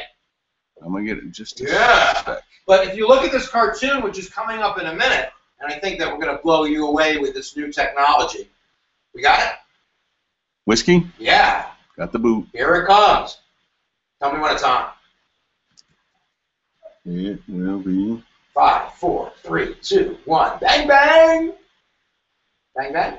Bang, bang. Bang, bang. There is the Whiskey Rebellion cartoon. And you can actually see that the tax was devised by Alexander Schwarzenegger Hamilton. There he is, riding down the boot, right? He's got this new tax, and they're not going to pay it. They're basically saying, we're not going to do it. What are you going to do to us? And there's the supremacy clause of the federal government, which I haven't taught yet. Sometimes I call it the who's your daddy clause. And it's this idea that the federal government, if they're doing their job, the states need to fall in line if the power is justified. And the power of taxing is justified. Therefore, the Whiskey Rebellion is going to be the way that we're going to enforce that tax. And you can see what's coming to those guys. What's coming to those guys is going to be that boot down their throats. And Washington uses the army to crush them and to show them. So we're going to switch back to the live mode now, and we're going to keep banging it out. Okay. So the next concept that we're going to do for you is the Alexander Hamilton concept. And, of course, I've already talked a little bit about his economic power. If I was to give Hamilton a tattoo, it would be a dollar sign. Because the concept is not only does he come up with that tax as Secretary of Treasury as a way to kind of get revenue, but he's all about revenue and money. He believes in tariffs. Tariffs are taxes on imports. In class, I always joke about it. I say, look, if everybody's buying French underwear, what do? You tax the French underwear. So he put a tariff on the tag French underwear. So when you go to the store, you buy the Fruit of the Loom. Because it's made in America, you stupid, silly, blimey, bloody, you-know-what. And the concept is, and this goes to a North and South idea, I'm going to already start talking about Civil War, even though I'm just playing around here, is that the Northern government, that these Federalists, these Schwarzeneggers, these Hamiltons, are thinking only about themselves. They're only thinking about manufacturers and how to protect them from the competition of French underwear. The French underwear. And all the Southerners can think is, man, it's expensive for underwear now. The tariffs hurt the South and protect U.S. manufacturers, and that's Hamilton. Hamilton is also the father of the National Bank. And we're going to talk more about that as we go through this course, but one of the problems is nowhere in the Constitution does it say that the federal government has the power to create a national bank. However, we're going to get that power using the Elastic Clause, and in a moment we're going to come to our next dude, who is John Marshall. So, if you're on your sheet, it doesn't matter. Oh yeah, we're going through terms here. Look at guys, we did 32, right? We did 33. And I don't even know where I am. I'm just going to keep going. We're going to do John Marshall. John Marshall is my third Schwarzenegger. You can see the muscles, but they're there. And the concept is that he's going to use the Supreme Court to strengthen the role of the federal government. Hamilton, Washington, and Marshall. Those are your three stooges of strongmen. Once you get that down, bang, bang, you can't get any questions wrong. John Marshall, and there's a lot of Supreme Court cases, guys. I don't want to go over every single case. There's a video for that. Supreme Court for Dummies is my bet, so watch that video later, but it's long. It's like 20 minutes. But the three cases that Marshall really kind of oversees are all cases which kind of expand the role of the federal government. The first one's the most important one, and it's not really a case you need to know the facts about. You just got to memorize it. Marbury v. Madison established judicial review. What that dude said? Marbury v. Madison established judicial review. One of the first cases the court hears is Marbury v. Madison. I'm not doing the Midnight Judges, man. I just can't do that tonight. All you need to know is that what Marshall did was he gave the court a new power. He gave the court the power not just to review the law. They're already doing that. He gave them the power to absolve the law, to abolish the law, to declare the law unconstitutional. And this becomes one of these huge powers that's going to really flexize the federal government and the Supreme Court, giving them the power to change public policy. Later down the road, we're going to see this power used to expand rights. Mapp versus Ohio, Miranda versus Arizona. All of these court cases which give defendants rights comes from judicial review. It doesn't come from the Constitution. If it's not written in the Constitution, you know that it's not written. It's not written. Yeah, baby. Unwritten Constitution. How about that for 1,000,000 points, Alex Trebek? The unwritten Constitution is added to with Marbury versus Madison, giving the court the power to do judicial review, which is very unfortunate for you little kids out there, because that is going to give you another 20 Supreme Court cases to know. If it wasn't for judicial review, I'd stop right here and go to the next concept. All right, your two other cases. And do we have the cartoon on McCulloch or Gibbons? Is it in the PowerPoint? Yeah. Is there one in McCulloch? It's a great cartoon. McCulloch is the cartoon with the kid and the parent, or is there the one with Gibbons versus Ogden, or we don't have either one? I'm just going to keep, I don't think we have either one. The cases are McCulloch versus Maryland, which is going to uphold the national bank. It's a very cool case that talks about the Elastic Clause, but basically win for the federal government. And then Gibbons versus Ogden, which is going to be about power and rivers and things like that, and it's going to use the Interstate Commerce Clause to give the federal government win for the federal government. That's the extent that I'll go into it. If you go through the playlist, I have videos on all those court cases. I do. So you can go watch one of those and stick a sock in your sorry, mister. Moving on. Let's get through the 30s, guys. Whipping through some of this without being too in-depth.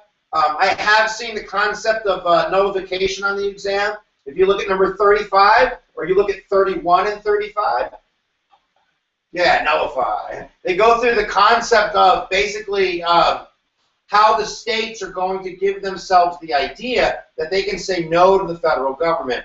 In class, I've always kind of said, you know, if I'm the federal government, and I tell you as your parent to clean your room, you would say, okay, I get it, you're my parent. And if the federal government tells the state, you're going to pay the whiskey tax, I get it, you beat my butt, I'll pay the whiskey tax. But the concept is, if I ask you to go to school naked, if I ask you to violate your natural rights, if I ask you to shoot yourself in the face, would you do that? I think no. You would nullify that. No is literally zero. It means no, zero, zip, none, no. So the concept is that the states in the South are seeing themselves as individuals rather than just part of the family. And that if they want, they can say no to the federal government. And this first occurs after the Alien Sedition Act was passed under John Adams, which was a horrible law which basically stomped out freedom of press and tried to control immigration for political purposes. So they came up with something called the Kentucky-Virginia Resolutions, which means, no, I don't go to school naked, go to hell, no. And that's basically really the very early roots of the Civil War, the very early roots of states' rights against the federal government. Now, I skipped one thing. I skipped the farewell address, and I can't skip the farewell address. So if you guys look at number 34, I'm going to do that, baby. We're going to whip through Louisiana Purchase. We're going to get the manifest. Before you know it, we'll be eating ice cream with Ronald Reagan. In class, I do this.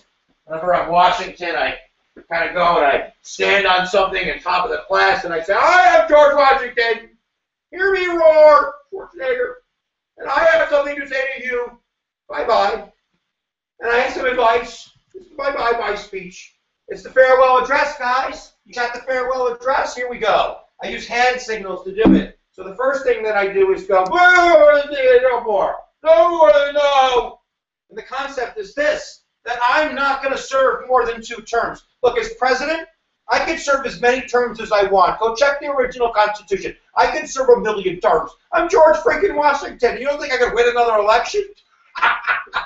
Sit down, son. Of course I could. But I'm not going to do that.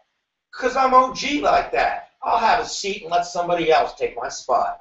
And this becomes part of the, not the written Constitution, say, unwritten Constitution, the 2-term rule. And then every president up to FDR is going to politely kind of step aside after that 2nd term because of that Washington farewell address. But I have 2 more hand signals. The other one is, Europe? I don't think so. Stay the hell away from Europe. Don't you be going to Europe, America. I'm telling you right now, entangling with Europe is the worst idea since hand blending. You put your hand in the blender. Terrible idea, because Europe fights every Friday. You want to go hang out with the thugs? You want to go hang out with the bottle breakers? You 98-pound weakling in a brand new school of the world, and you think you can go dance with the war gods? You crazy son. Stay the hell away. And I went in, early in the lecture, I discussed about the Atlantic Ocean and how geography allows us to keep our distance from Europe and to live those Washington farewell kind of warnings against Europe and creating a policy of isolationism. You take out the War of 1812, we don't tango with Europe until 1914, 1915, 1916. So we're talking about a cool 130 and 40 years. And then last but not least, Washington on his mighty throne stands and says, and you watch out for these sons of beaches. I said beaches like you go with sand and such. And he's pointing to what's going to become the 2-party system. He's got 2 friends, guys.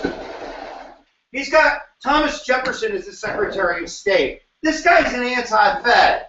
And he's got Alexander Hamilton as former Secretary of Treasury. This guy's Fed till he die. Fed till you die.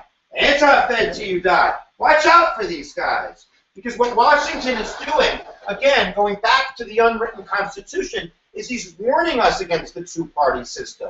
Hashtag true today. He's saying if the 2 parties become more interested about their own self-survival than they do about the family, then see you later, America, because it ain't going to work out.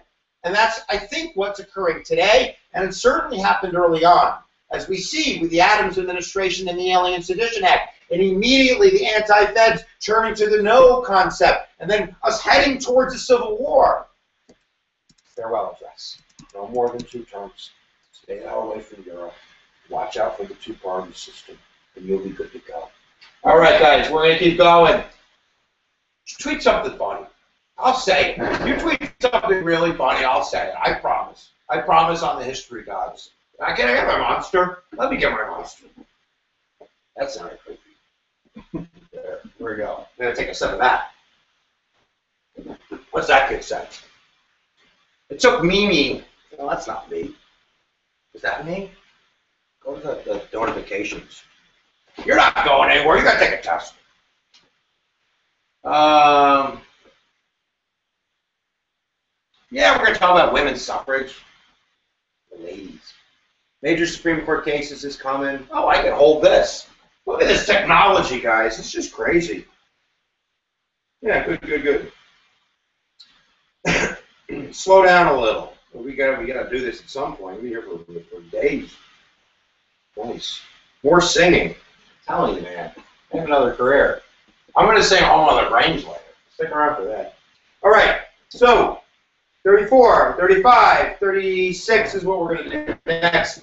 This is on Twitter. Hit Hughes. Go there now or suck, and then you can get the sheet. Study with us. This is buttons to press. All right. I need a prop for this one. So, Thomas Jefferson. It's very nice to meet you. The original Tina Turner anti-Fed declaration, baby, right? Secretary of State, became president in 1800. I'm now a Democrat Republican. You can't be an anti-Fed forever. You got to name yourself something. And this is the concept of the Louisiana Purchase, which becomes very, very important. Mr. McTighe, can you find that cartoon? Don't put it up yet, though. I'll tell you when to put it up. But the concept is this. Jefferson, this is a huge concept. If you guys can get this and write about this, I'm telling you, we're going to go over essay help in a little while. This is really, really important. The anti-Feds, the Democratic Republicans, the Southerners, the people that are against tariffs and big banks and big federal government, they like checks and balances. They like limitations because they don't like the big government. And they like these limitations keeping the government in check. So if you don't know, this is my baby. He's a real baby. And this baby is my Constitution. And this Thomas Jefferson, the baby needs to be held tightly. The baby needs to be taken care of. The baby is sacred. The baby needs to be followed strictly in the sense of, this is my life. I would never drop my life. I would never break my life.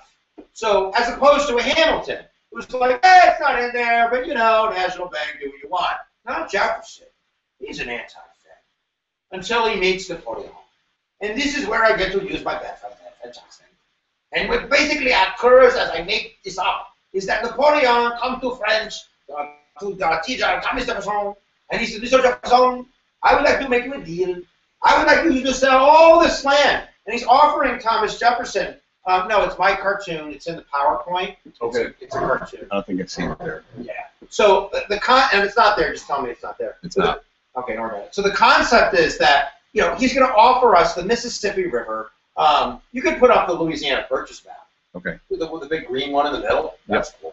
And if you look at the map will pop up in a second. Can we pop the map up just for a second so they can see it? Yep. Is it up?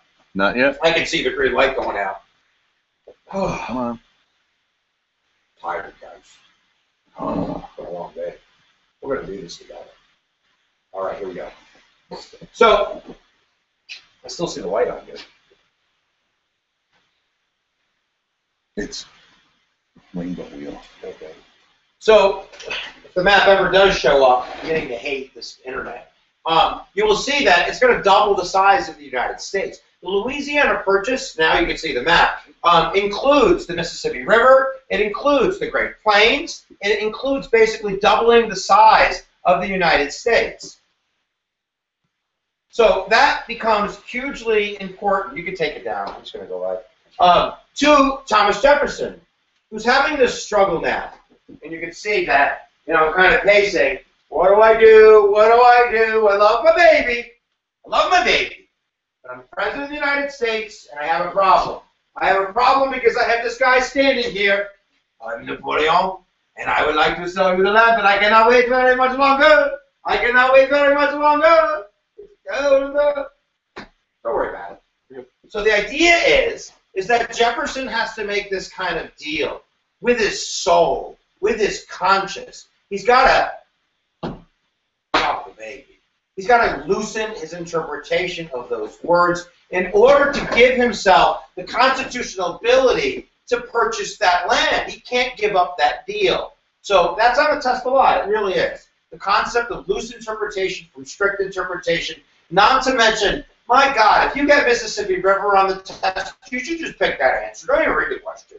Read the question. Because the concept of the Mississippi River, access to that Gulf of Mexico, access to the Atlantic Ocean, access to the world is muy, muy importante. You really need to get that. All right, we're moving on in the list, guys. We're doing good. Look at number 37 on your list. With the elimination of property requirements, the South was able to elect the first Democratic president, Andrew Jackson. So Andrew Jackson is your first Democratic president, and he's kind of a unique dude, but we're just going to go through the answers on the test. Number one, there's a very famous cartoon where he's kind of looking like a king, and he's standing on the Constitution. You don't need to see it. Just know that that idea of him being a king, of him standing on the Constitution, can be seen in a number of ways. One of the ways is the way that he treats Indians. Not very nicely. Andrew Jackson is really, in a sense, the spiritual father of the Indian Removal Act. And even though in the court case Worcester versus Georgia, when the court said, you can't do that, you can't move all those people, that's not right, you can't do that.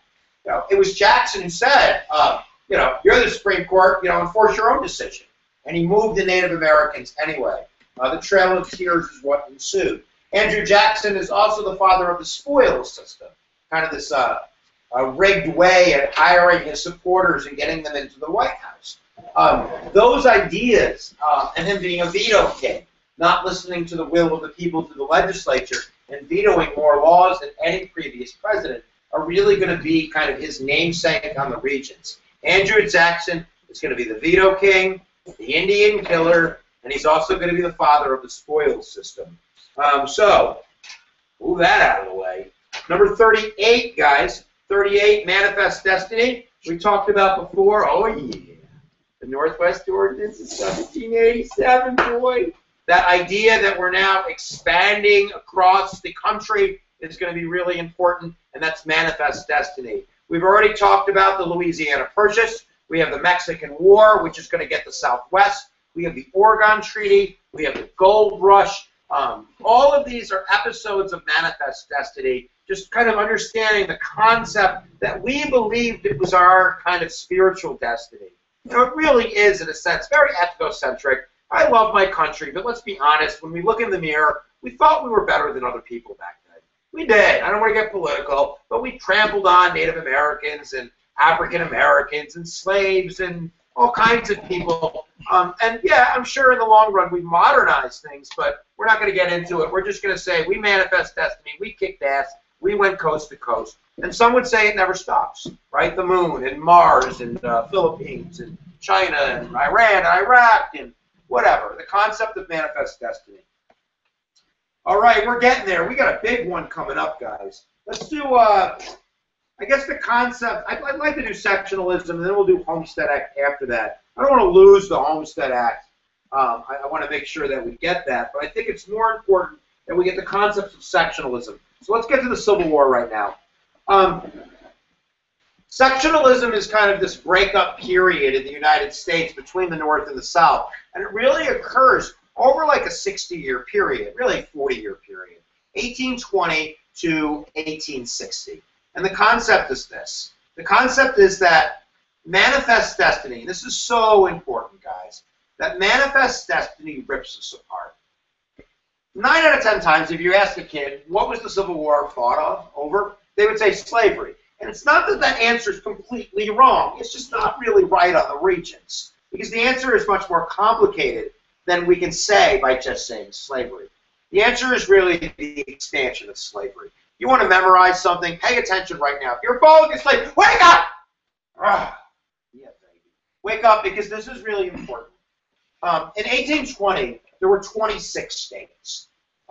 There were 13 free states and 13 slave states. And the concept was that we had kind of balanced ourselves in a government between the North and South. But the problem is, you know what Mama gonna go do? You know what Mama gonna do. Mama gonna go on out and got pregnant. Remember the Northwest Ordinance, and we're getting new states coming in? And the problem becomes, every time I get a new state, do I put it on the free side? Or do I put it on the slave side? Because either way, I'm going to piss somebody off. It's that expansion of slavery idea. The South wants slavery to expand because they're the South. They're an agricultural economy. They want free labor. They want to, use that to get cotton and more, farming and free and yada, yada, yada. And the North, they're full of immigrants. They don't want free labor. They want labor. They want their people to move out west and get jobs. So I would like to say it's about abolitionism. And no doubt we're going to say abolitionism is really, really important. But at the end of the day, it's not about the fight to free slaves. It's about the fight to maintain the balance between the North and the South. So here are your compromises. And I'm going to call them Band-Aids because really that's what they are. They're Band-Aids that keep the country from ripping apart. It's not surgery. It's Band-Aids. We need surgery. And that's going to be a bloody hell civil war. So here's the concept. The concept is that, number one, we get 1820, the Missouri Compromise. You want a stupid compromise? Here's a stupid compromise. What's the stupidest thing you can do if you're fighting with your brother in your rope? Come on, you've done it before. I know some of you ding-dongs have done it. You put tape down the middle of the room, didn't you? You've got to be the biggest ding-dong in the whole wide world to think that's going to work. But that's what we did. That's what Congress did. Congress is writing laws to deal with this problem. So the Missouri Compromise is going to create an invisible line between the North and South. There we go, and done it. We fixed it. Missouri comes in as a slave state. Maine comes in as a free state. The balance is kept good and solid, and we think we've solved the problem. We've only put on a Band-Aid.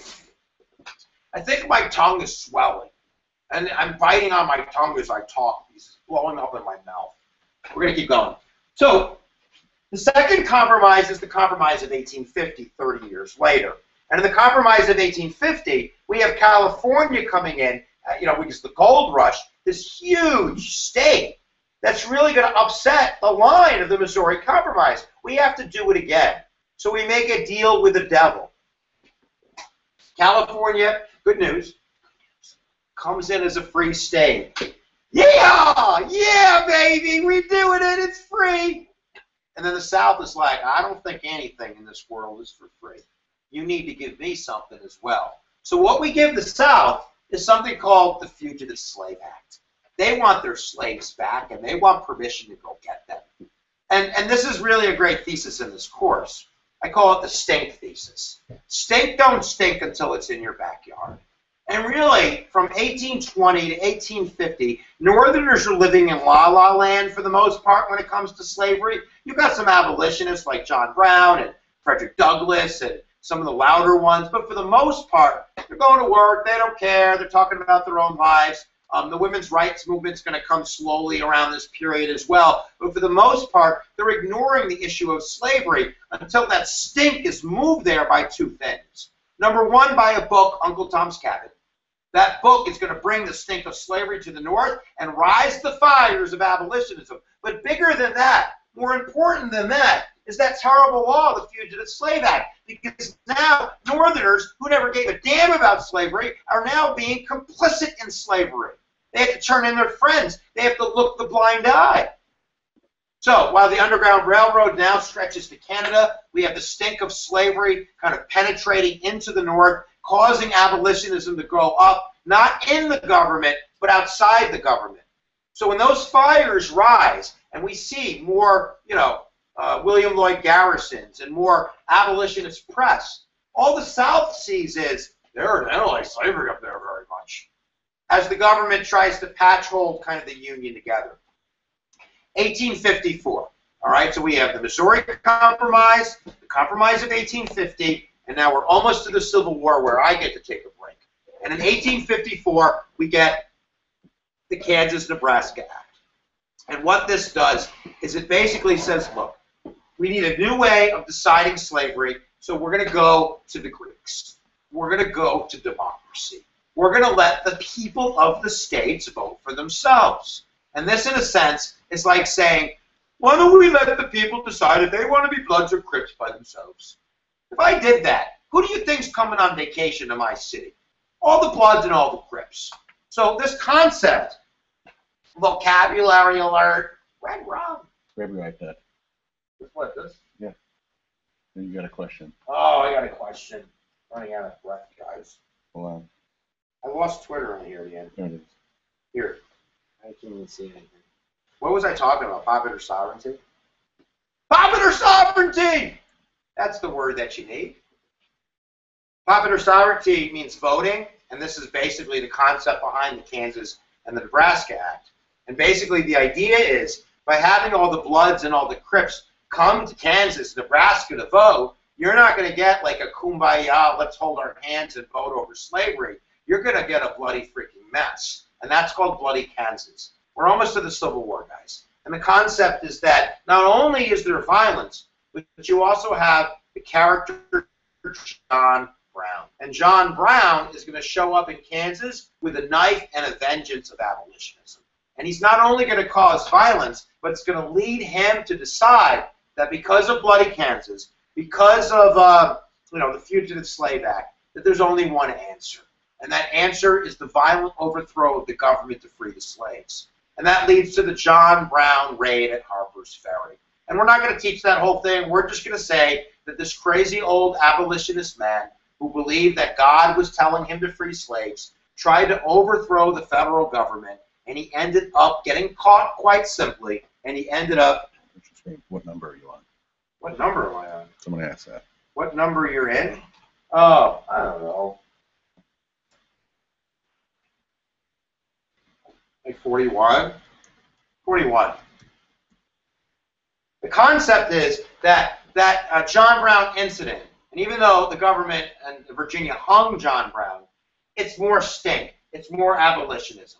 All right, so expansion of slavery, sectionalism, we're rushing to the Civil War. We get the Dred Scott decision in 1857, which also pushed John Brown over the edge. The Dred Scott decision said slaves are property, and that basically took the Band-Aid box away from Congress. If Congress can't put Band-Aids on because the Supreme Court has shut down the discussion by saying slaves are property everywhere, that slaves are slaves in Alabama, and slaves are slaves in Missouri, and slaves are slaves in Minnesota, then basically we've taken the ball out of Congress's hands. And, this is what pushes John Brown over the edge. If Congress can't stop it, nobody can stop it.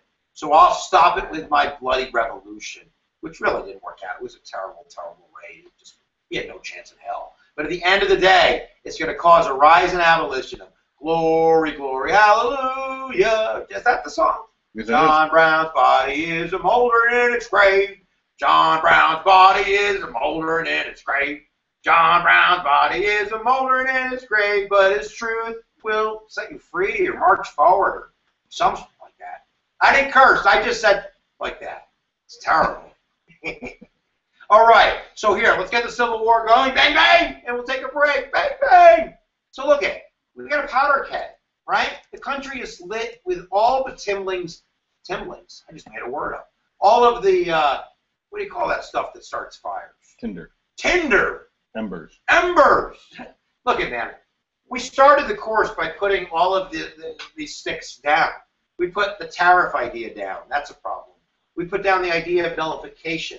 We put down the idea of taxes, and we put down the idea, we didn't talk about debt, but that's another one. The expansion of slavery. We have all of these issues that are being thrown down on the ground, and now we basically just need a match, and that match is going to be the election of Abraham Lincoln in 1860.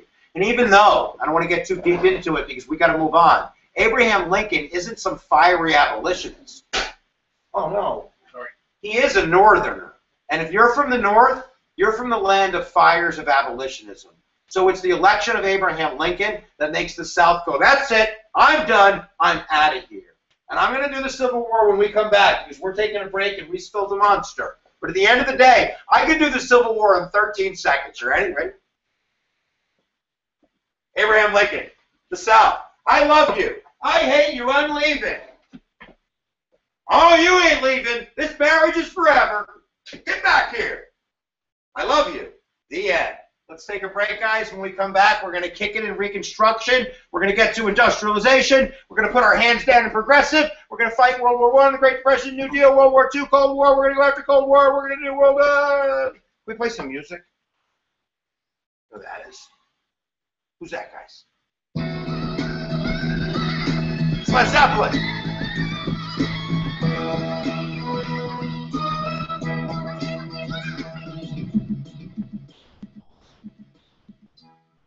Check, check. Yo, planted their feet to build a land of deceit. Plotted conquer and spread disease, crossing seas as the Spanish fleet. Welcome to America, the era of early terror where Columbus named the country out of era 1606. And with St. John Smith to lead 100 colonists to Jamestown and go and conquer it. Hope became a problem and disease was just devoured the strength of the manpower. Till it became the final hour. John Wolfe thought it'd be slick to make money off of cancer sticks. Dropping tobacco, offering the ships. Make Pocahontas' chick, converted her to Christianity. Brought her to England where she fell to this calamity of smallpox and insanity. Is it truth you say? Can it be a cause and explain what had to stand complete? In 1619, the Ford's government set up the House of Burgesses and started running it. They coming in. I want America. I want America. Crisscross the ocean, too cold to handle. They coming overseas from home, so lay at home. I want America. I want America. Crisscross the ocean, too cold to handle. We coming overseas from home, so lay at home. It was the year 1620. Pilgrims landed in the land of plenty. Savannah, J.K., L.O.L., P.R.E.T.T.Y.L. Supplies shorter than door. The explorer saw land Konakua, acceptable woman. Pilgrims had the sense to bring some women, cause if you're fleeing to escape religious persecution, don't forget the ladies. All Sun and Mayflower compact except the ladies. It was still progressive and kinda crazy. They split from the church, they breaking away. But some folks and famous were just trying to get paid. Probably would've died, squad don't help them out. Bought a food for a drink, let them sleep in their house. Save them. After Thanksgiving, he died of smallpox. Are you picking up the pattern? He died of smallpox. I want America. I want America. Crisscross the ocean, too cold to handle. They coming overseas from home, so lay at home.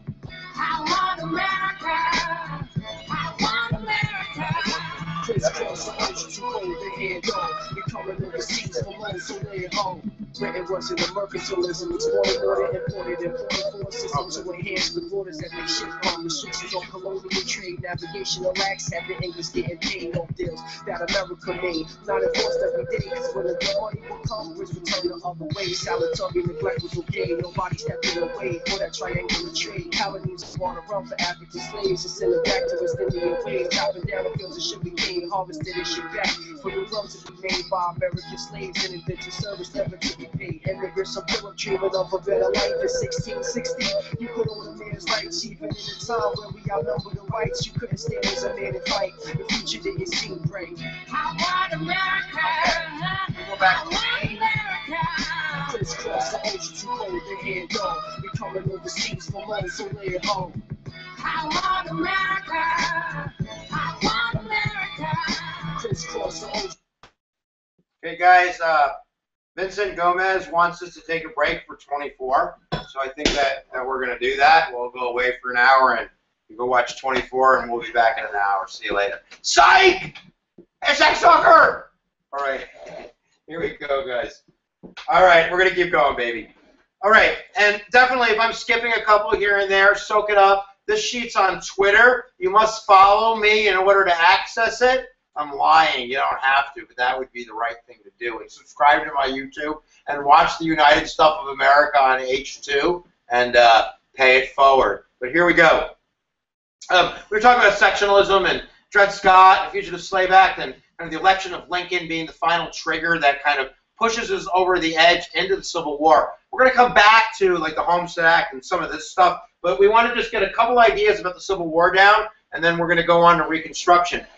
Without a doubt, the answer on the test when you hear Lincoln is save the stupid Union. Save the Union, save the Union, save the Union. And in fact, everything I'm about to teach you, when I'm done and I ask you why, I want you to say save the Union. So I'm going to teach you 3 things about Lincoln that you probably didn't know that you need to know. Did you know that when Lincoln freed the slaves in the Emancipation, you said proclamation. Good for you, good for you. Like, true or false? The Emancipation Proclamation freed all the slaves. Is that true or false? Can somebody tweet that real quick? True or false? The Emancipation Proclamation freed all the slaves. See what the first answer I get is. Emancipation Proclamation freed all the slaves.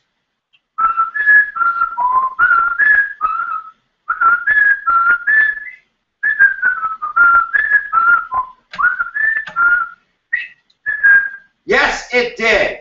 No, it didn't. Ha ha, sucker. It didn't free all the slaves because there's states called border states. These states that are in the middle of the Union, states like West Virginia, states like Maryland, states like, I'm missing a big one, Kentucky. These were slave states that stayed in the Union. So when Lincoln freed the slaves, why do you think he didn't free the slaves in the border states? Did you say save the Union? Because you'd be right, son. That's right. Number two, when Lincoln went to those border states and he was, thinking about how do I deal with these people that might want to be rebels, he suspended all their rights. He said, habeas corpus, habeas corpus. I don't care about these people's freedoms. You hold now. Give a hold, boy. He just suspended all their freedom. Why do you think he would suspend all the freedom of the border state rebels? You said it, didn't you? Save the Union! And at the end of the day, why does he do anything to save the Union? When Lincoln was a year into the Civil War, he told the South they could come back and keep their slaves. Why do you think he would say that? Because he always fight to save the Union. At the end of the day, that's what's most important. And there's certainly other ideas about the emancipation in Europe, but we're going to stick to save the Union a million times. Which really brings us to Reconstruction. So Reconstruction is going to be really important because, in a sense, it's going to be the period of history that's going to sow the history for African Americans in the South for 70 or 80 years. It's really that important. So the way that I teach this is hugs and slugs. And the basic concept is this, that there are people at the end of the war that just want to say, let's forget it. Let's just hug each other, put our weapons down, let's make kissy poo. And then there's people that are going to be like, no way, they deserve a beating. And at the end of the day, this becomes the two plans for Reconstruction. You have what's called the presidential plans. This is Abraham Lincoln's plan, and this is Andrew Johnson's plan, who was the vice president for Abraham Lincoln. And there's going to be something called the Radical Republicans' plan.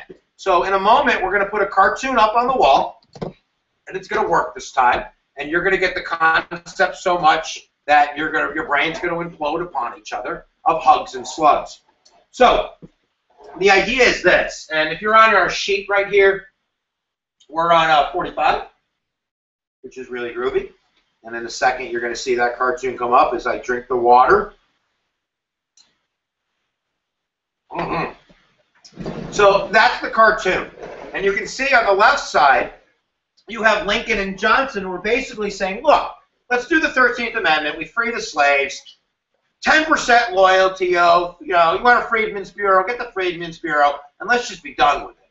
And then on the other side, you have radical Republicans, Republicans that are interested in punishing the South, not so much for vengeance, but they want to protect those black rights. Maybe some of it's out of the goodness of their heart, they're abolitionists. Maybe some of them see votes. I don't know. But either way, they want a Reconstruction that's much more forceful. So they're going to want the 13th Amendment, they're going to want a 14th Amendment, and they're going to want a 15th Amendment. And I'll explain that in a minute, what those amendments do. But at the end of the day, if you forget everything, remember that cartoon and the idea of the presidents be willing to forgive and the radical Republicans really wanting to some kind of vengeance or some kind of... At the end of the day, you know what they want? And they get? They want... Is this mine or yours? Yours. Oh, thank you. They want military occupation. They want the military to stay in the South to make sure that Southerners stay in line. They don't want to just fight the Civil War and then go back north and have everything go back to the way that it was. That would be cray-cray. I don't even know what this is. I'm going to drink it, though. Green apple Gatorade. Oh, my God. My tongue is like 3 times its natural size. What was I doing? Military occupation. I got a great question. When was the first black man in the United States Senate? We don't have time to play games, Mr. Hughes. It's 1867. How the hell is it 1867? Because the military was down south and blacks, for the most part, could vote. The KKK was banned, or there wasn't even a KKK back then, but the military occupation worked for a little while. At the end of the day, we have to go faster. So, Reconstruction, guys, make sure you get the idea of radical Reconstruction, of military occupation, and most importantly, the 13th and the 14th Amendment, the 15th Amendment. 13 and 15 are stupid easy. 13 abolish slavery, 15 black male vote. It's 14 that's the one that is perplexing people, because 14 is much bigger than Reconstruction. I'm going to say it a couple times and then we're going to move on. Here's the concept.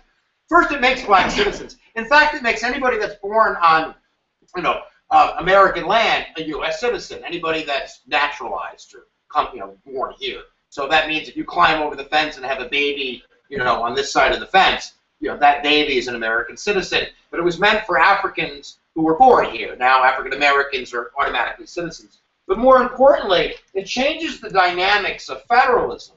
The Bill of Rights is for the federal government. That shield that we started this lecture with was meant to protect us, not against ourselves, because we're the states, but against that big bad federal government from taking our rights away. But the problem is, for blacks, it's not the federal government that's taking their rights away. It's Alabama.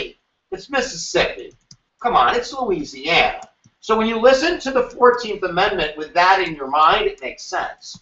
No state, Mississippi, shall deny its citizens, you know who I'm talking about, equal protection under the law, nor deny them life, liberty, or property without due process. The 14th Amendment's the 5th Amendment. The 14th Amendment's the 5th Amendment. But this time, we're not protecting blacks or anybody against the federal government. We're protecting them against their states. And that will be expanded. When we go to the 1960s, and you do Miranda versus Arizona, or you do Matt versus Ohio, or Escobedo versus Illinois, those are 14th Amendment cases, because those citizens of those states who were basically white, I missed Matt might have been African American, that's not because of their color, it's because they're suspects that their rights are being denied. So the 14th Amendment, which was originally meant for black citizens, protects all citizens. Handicapped citizens point to the 14th Amendment. Gay citizens who seek marriage and equal rights point to the 14th Amendment and go, no state, Alabama, shall deny its citizens equal protection under the law. And you can agree or disagree, rip your hair out, rip my hair out. I don't care. I don't care about my hair. But I want you to understand the 14th Amendment and how the 14th Amendment is bigger than Reconstruction, but really what it was included for. So you can see on your screen the way to remember it, guys.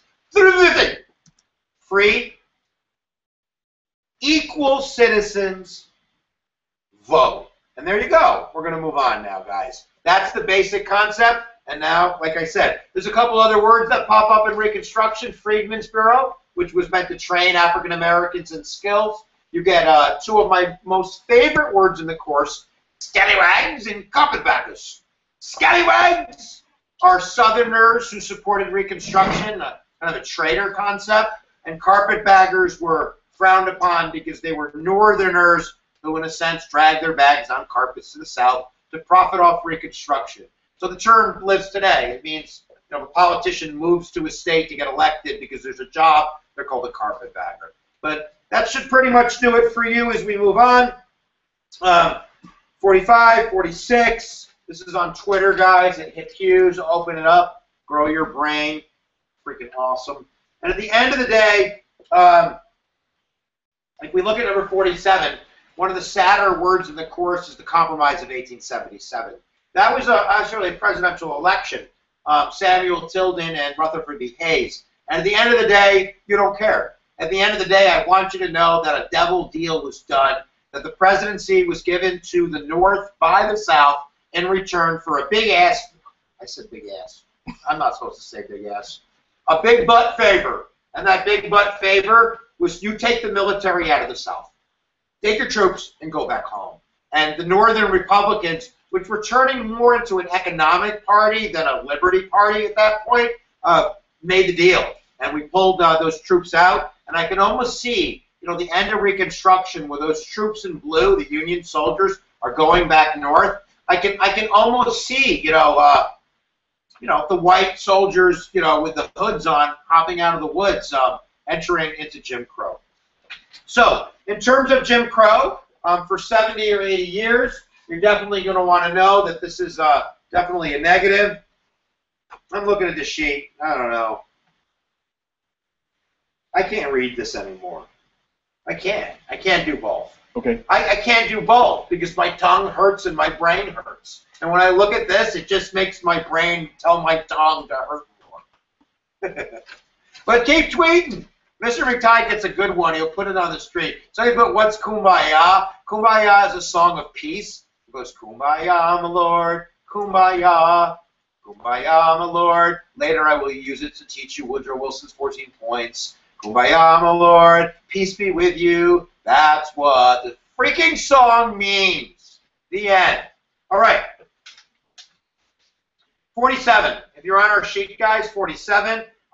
You're looking at Jim Crow. You know, Jim Crow is terrible. The KKK, literacy tests, reading to go vote, grandfather clauses which stopped African Americans from voting, lynching, you know, trial by night, people being hung by trees, burned alive in the streets, separate everything. Basically two worlds, a good world for whites and a bad world for blacks. Is 70 years now. So, but you really need to know the court case Plessy versus Ferguson. You know, we still are kind of hanging on the 14th Amendment. We just learned that. So right away, African Americans down south are going to challenge these Jim Crow laws. They're going to say, wait a minute, 14th Amendment, no state, Mississippi, shall deny me equal protection, and I can't get on the stupid train with white people. How's that equal? That's not equal. And Homer Plessy, who lived in Louisiana, was the guy who challenged the law. It was called the Separate Car Act in Louisiana that had blacks and whites riding on, you know, separate cars. You know, and he goes to the Supreme Court with the separate law, you know, in this hand, and, you know, the 14th Amendment in this hand, and he goes, yo, what up with that? And the Supreme Court does their judicial review. And I haven't really explained judicial review that well. They're basically going to take the Separate Car Act from Louisiana, and they're going to, you know, kind of interpret it with that 14th Amendment that we said before. And what they should do is they should take the Separate Car Act, and they should do that, baby. They should say, you can't do that. Separate's not equal. You can't treat Plessy like that. What do you think you're doing, man, Louisiana? You stupid head. But instead, they come up with this justification. They say, separate can be equal. You can be separate and equal. There's nothing wrong with that. And what that does is it gives de facto justification for Jim Crow. It basically, you know, I got to move on, guys, but basically I've taught the 14th Amendment as being kind of like a tiger in the states that protects liberty, and it has kind of these teeth of, you know, no state shall deny equal protection. Grr.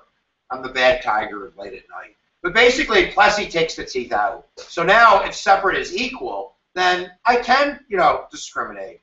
Yeah, that's okay. Yeah, I can do those types of things. But we got to move on. So, Plessy versus Ferguson. Woo! At the end of the day, I do three cases, guys. Cases that strengthen the federal government, like early on, those John Schwarzenegger Marshall cases. Cases that screw you, right? We've already done two, Dred Scott and Plessy. And then later in the course, we're going to expand your rights. Let's keep going, guys. All right, so we move on. 48 is your two civil rights leaders. These are on the exam all the time. Booker T and W.E.B. There's a really great poem about Booker T and W.E.B. I can make up a couple lines. It goes, can you bring the poem up on the screen? And I'll just read the poem. Where is the poem? Just Google it. If you Google W.E.B., Booker T and W.E.B., that's what it's called. But basically, they have two different views on civil rights. I'll read you the poem in a second. They both want equality. You know, W.E.B. Du Bois is a lawyer. I've always seen him in a kind of a tie and a suit. Booker T. Washington run the Tuskegee Institute. I've always said, you know, he was kind of in overalls. And I love the line, if you go to the next paragraph. Yeah. It seems to me, said Booker T., that all you folks have missed the boat, keep going up, who shout about the right to vote. and spend vain days and sleepless nights in an uproar over civil rights. Just keep your mouth shut and do not grouse, but work and save and buy a house. He's telling people, you get a job. Go get a skill at the Tuskegee Institute. Civil rights will be here one day. And I love in the poem the response of W.E.B. He says, I don't agree, said W.E.B., for what can property avail? If dignity and justice fail, unless you help to make the laws, they'll steal your house with a trumped-up clause. A rope is as tight, a fire is as hot, no matter how much cash you got. Speak soft and try your little plan. But as for me, I'll be a man. And he's saying, stand up for your rights. Not like Malcolm X. Don't go all cray-cray on me quite yet. He's saying, sue. NAACP, he started the Niagara movement, which blossomed into the National Association for the Advancement of Colored Persons. He's going to fight these court cases. He's not going to sit back and get a job and get a house, but he's going to fight racism daily and fight. At the end of the day, they both want the same thing. They just do it in different ways. Booker T, Tuskegee, get a job. W.E.B., fight. All right, I'm good, guys. You good? Let's keep going. Can we just go drive through some of these? Because I think we have to. If you're looking at the list, it's on Twitter. Go ahead and get it. Here we go. 49. Make sure when you get to the idea of industrialization, put your hands up. Not because you're arrested, but because of laissez-faire. I've done this all year with my kids. Hands up means that the government is going to let business control itself. Right? This is laissez-faire. And the economic idea is that for the economy to grow, the government's got to get out of the way. In a sense, kind of like letting a race car driver, letting a runner run around the track as fast as they can. If the runner is business, we want business to go fast because it means the economy is growing. So someone who believes in laissez-faire says the government needs to get out of the way because every time the government puts its hands down to pass a law, it slows the runner down. So all through industrialization in the 1800s, 1860 to 1900, the federal government is adopting this laissez-faire kind of philosophy. And that's allowing business to grow really, really fast, but at the expense of the safety of workers and the safety of products. Because at the end of the day, business is going to do whatever it needs to do to make money. And while that might create jobs and expand the economy, they're not going to pay their workers very well, and they're not going to worry about safety very well. So at the end of the day, businesses are going to grow really fast to the point where they create what's called monopolies and trusts. I'm taking a drink of my mystery green liquid. Tweet me what you think it might be.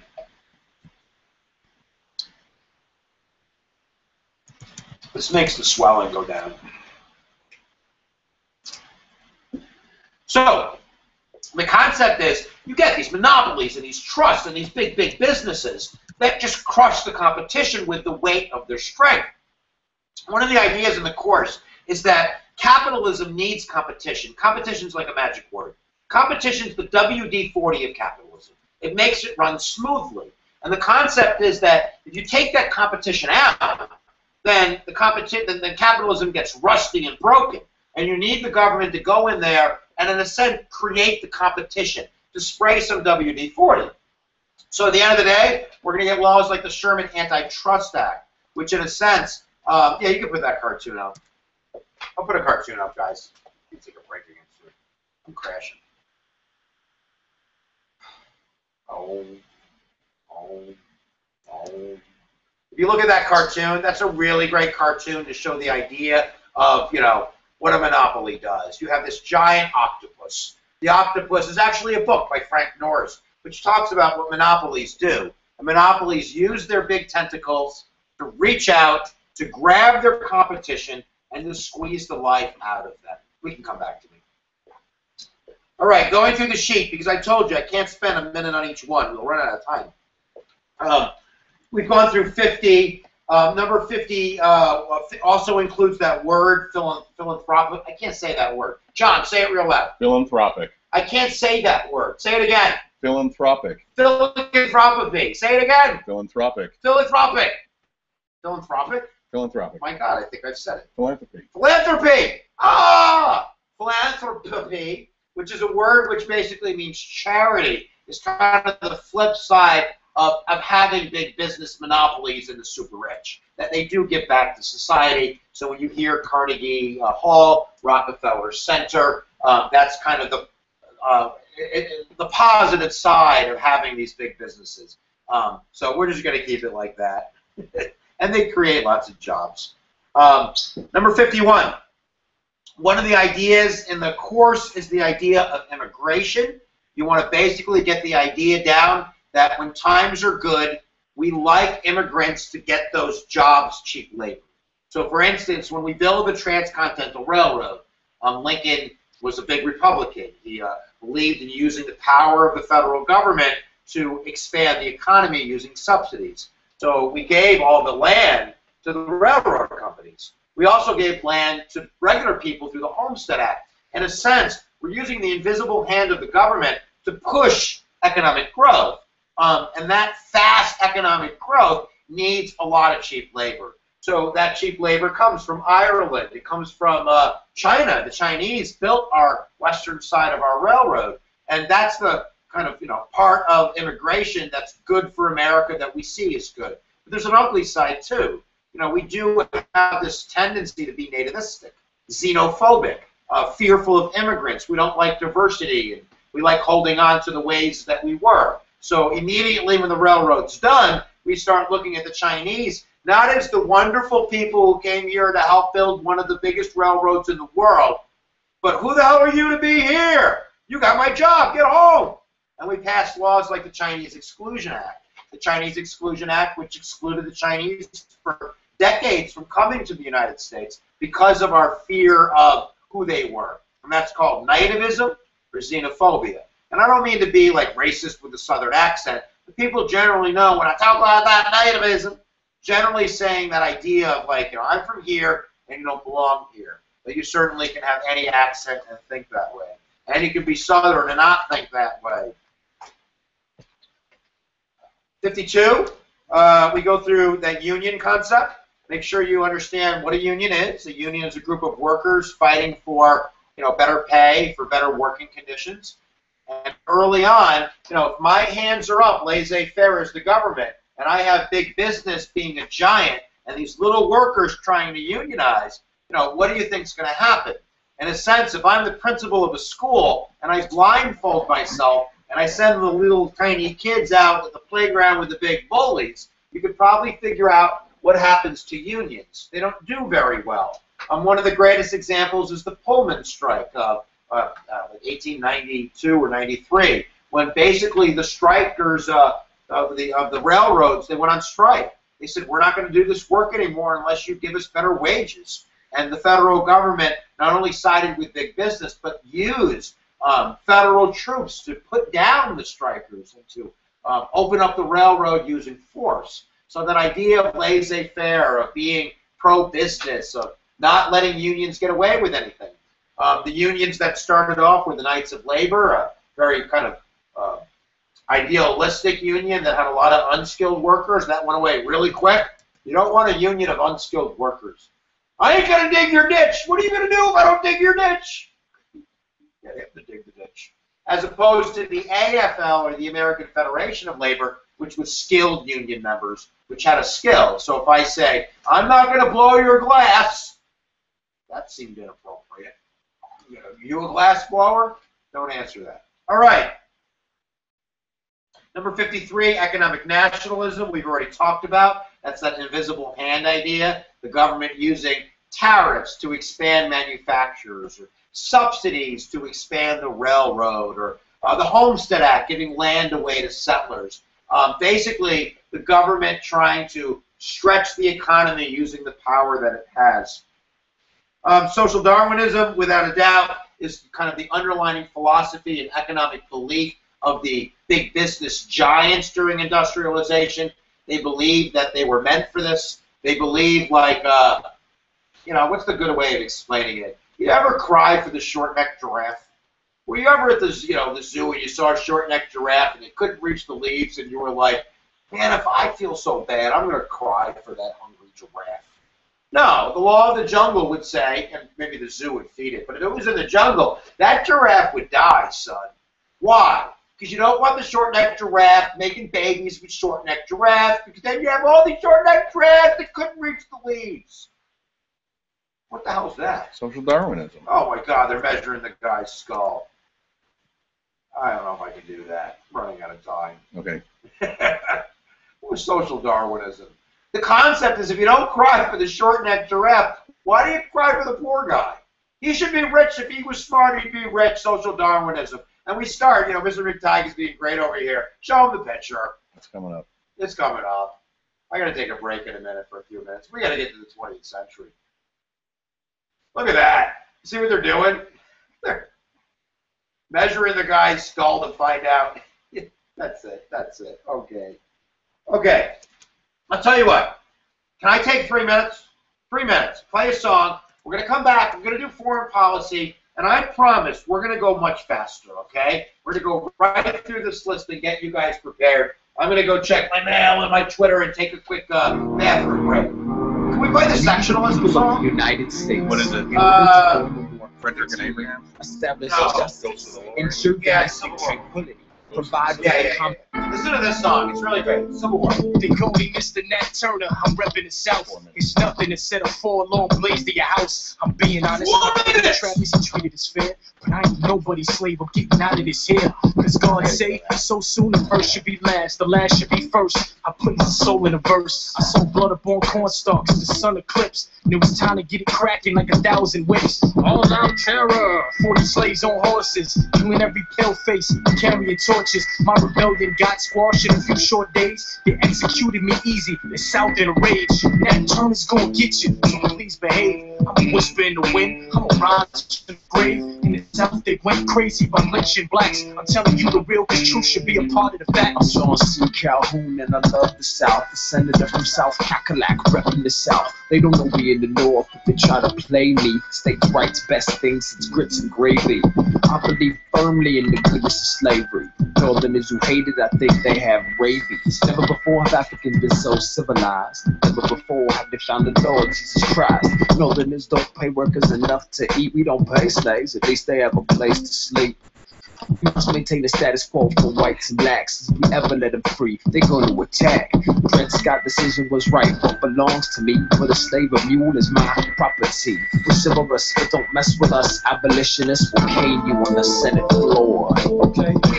Won't take no or maybe. Yeah. End this slavery. We won't take no or maybe. Yeah. End this slavery. We won't take no or maybe. Yeah. End this slavery. We won't take no or maybe. Nah, we're going to end this. Come on. Children, I'm Harriet Tubman, born into slavery and history. I'm noted for my bravery. I'm a runaway slave, followed the North Star to take me from the South Force, and I was never scared of the dark. Like that press boy, I'm an African. More slaves down South, boy, I'm going back to them. Okay. 19 trips and not one a disaster. Like I told Frederick, I never lost a passenger. Reward for my capture, 40 G's. When it posters all around saying I can't read, still I slip through the cracks of that Fugitive Slave Act, which so many freed. I never lost my way back. Jack of all trades, and you'd be surprised I was a cook, a nurse, and even a spy for the North. And this was during the Civil War. Follow me while I'm following the Drake and God. I did it all, and it really wasn't a choice for me. I only had 2 options: die or be free. I'm Abraham Lincoln. What y'all thinking? I'm from Illinois. You killing, boy. Rich like Ching. On slaves, they think they gonna succeed. Like the Fugitive Slave Act. Running away ain't easy. A house divided against itself cannot stand. Like Betsy Ross trying to climb on Uncle Sam's hands. I said I wasn't gonna mess with the slavery. The South didn't buy it. They were hating me. Go back here. Very good. All right, guys. Hulk like Pete. All right, I'm going to do a little dancing for you guys, and then we're going to explain what we're doing. This is the foreign policy dance. And what I'm going to do is I'm going to teach you 8 or 9 foreign policy steps from the beginning of the test to the end of the test. So let me do my dance, then I'll explain it, and then we're going to whip through that list like a knife through butter. Hit the DJ booth, boy. Hold on. Not too loud. You ready? Almost. Pure Disc? Funky Town? Just go any song, it doesn't matter. Not too loud. Slow down. All right, the dance starts by doing this. A little louder. Because this is isolationism. This is the George Washington isolationist farewell address. Sometimes I'll do this. Stay the hell away from Europe. Now, the second word I'm going to do is the Monroe Doctrine. You ready? You're going to do the Monroe with me? 1823. It's called Dog Piss in the Hood. Because the concept is the Monroe Doctrine is like the U.S. taking a leak in Latin America. Telling Europe, smell that, you stay the hell away. And in a sense, we're creating a hood for the United States, a sphere of influence. So we go isolation, Monroe Doctrine, and now I'm going to start getting hungry. You know I'm getting hungry? Because I'm ready to imperialize. Industrialization causes hunger pains because I'm growing so fast. And what do I got to do if I'm hungry? I got to feed myself. I need raw materials. I need new markets. I need a navy. So this becomes Spanish-American War. Yum yum. Hawaii. Yum yum. Philippines. Yum yum. Open door policy China. Yum yum. Imperialism. And now I can hear it. I can hear it. You hear it? I hear World War I breaking out. It's 1914. My camera went off. Here we go. Ready? I'm going to do the turtle. When World War I breaks out, I go to isolation. The concept is neutrality. You hear the knocking? It's from Lusitania. You hear the knocking? It's the Zimmerman note. You hear the knocking? That's the U.S. getting mad. World War I, baby. The U.S. comes out and does its duty. It starts killing. It starts winning. We're going to win the war. And then when the war is over, we're going to try to stay out. We're going to sign the Treaty of Versailles. It's going to get us to the League of Nations, right? But no, it goes back to the Senate. What happens? It gets rejected. And what do? We go back to the turtle. You hear World War II? I hear it. You hear Hitler? I hear him. I'm going to stay in the shell. What's going to come? I kind of feel a little bit of knocking. I'm going to peek out. Here you go. I'm helping Europe. Helping Great Britain. Lend-Lease. Lend-Lease Act 1940. I want to make sure that we help them win the war, we stay in the shell. And then what happens? Pearl Harbor! Back to the war, baby. U.S. comes out. Why do I dance? I dance for me. It's called self-interest. U.S. fights World War II. And then at the end of the war, we go to Cold War. You know what this is? Containment, baby. What am I doing? Pushing away the communists as they come. Push them. Vietnam, Korea, Berlin Airlines, Cuban Missile Crisis. And at the end, Cold War's over, we do New World Order. New World Order. The U.S. is the top guy. I'm like Superman, and I'm done dancing. All right, that's stupid. We're done. Music off, please. That's actually all the foreign policies on the exam. You're going to get an isolation question. Monroe Doctrine really is that concept of kind of expanding the hood. Industrialization leads to imperialism, and we're going to whip through these imperialistic questions in a moment. Make sure you remember the concept of neutrality before both wars and how we're dragged out of those shells by external actions. And then we get that containment concept, and finally, at the end, the New World Order. All right, if you look at your list, we're going to burn through some of this quite quickly because we can't do this all night, guys. What number were we on? I lost my sheets and everything. 46, oh, 47, here we go. Excuse me. All right, if you look at actually 55, that's that foreign policy self-interest. And thesis is really important on the exam, guys. We're going to start with big ideas. And one of the big ideas of foreign policy, of course, is that the U.S. acts for its own self-interest. It's the only reason I dance. Why am I isolationistic? Because you know, it's the best thing for me. Why am I the Monroe Doctrine? It's the best thing for me. If you look at the cartoon in a second right now, you'll see the Roosevelt corollary, which is kind of that imperialism idea that the United States is going to take action to protect what it believes it is in its own self-interest, which is going to be that Latin American territory. You can see Teddy Roosevelt in the cartoon with the big stick. That's the idea. I call it Monroe with a gun. If Monroe is dog piss in the hood, now we have a big baseball bat and we're walking around where we took that piss, excuse my rough language, to protect our self-interest. So that baseball bat is, Panama Canal. That baseball bat is, whatever intervention in Latin America to protect our self-interest that you can come up with. All right, let's go back. I got to burn through this, man. Okay, 56, Monroe Doctrine, done. 57, open door policy with China, or those belly-rubbing ideas. And make sure if you're writing about it, what are you hungry for? Raw materials and new markets. 58 is Spanish-American War. If you know nothing about the Spanish-American War, that might be a good, 7-minute investment. Go watch the video. If you're joining us late, guys, there's 155 videos in the U.S. playlist. That's great.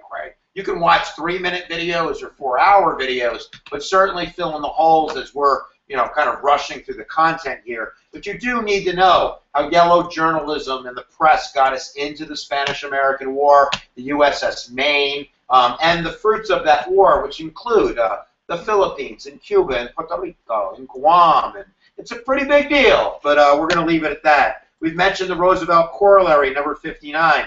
And as we get into number 60, we really start getting into a new territory, which is the beginning of what we're going to call hands-down policies, all right? Our hands have been up all through the 1800s. Remember, that's called laissez-faire? Well, now we're going to get ready to put our hands down. And one of the ideas that's a thesis, there's two theses. This thesis is a word. I don't know. I made a word up. Theses. Theses! There's two ways change happens in my mind. One idea is that it always occurs slowly. Nothing happens overnight. So if we're talking about women's rights, we can talk about how in 1848, women first met in Seneca Falls, New York, and wrote the Women's Declaration of Independence. We started this whole freaking conversation. Sentiments. I'm so tired. What is it called? Declaration of Sentiments. Declaration of Sentiments. We started this whole conversation with consent of the governed. That people had to give their voice to consent to their governed. Women never did that. We had basically a non-representative government for the first 100, 20, 30 years. And women in 1848 with the Declaration of Sentiments is saying, hear us loudly. When do women get the right to vote? 1919. So we're talking about 70 years fighting for that right through civil disobedience and marching and lobbying and gathering steam. And then from 1920 to the 1960s, we have another 40-year break before women get any type of legislative acts in terms of equality, like equal pay or discriminatory laws. But really, the other concept is that change always happens from the ground up.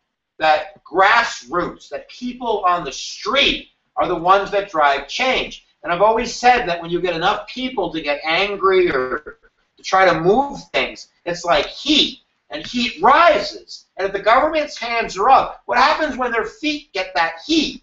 They got to put their hands down. So people drive that heat, and heat changes that idea. No, we just got to keep driving. I'm going to run out of time. Mr. McTighe's got all these awesome pictures, and I don't have time to show them all. We got to keep going. I'll lay them over while you're talking. Okay, as we move on, guys. Yeah, you can see some of the women's pictures there. Yeah, that's definitely cool. Here we go. Number 60. Third parties, all right? Third parties are elevators in America. They move things, but they never win. Third parties never win, but they do bring those ideas to the table. So some of the ideas would be like the Grange. And now you're so lucky. You children are so freaking lucky because I get to sing again. Home, home on Grange,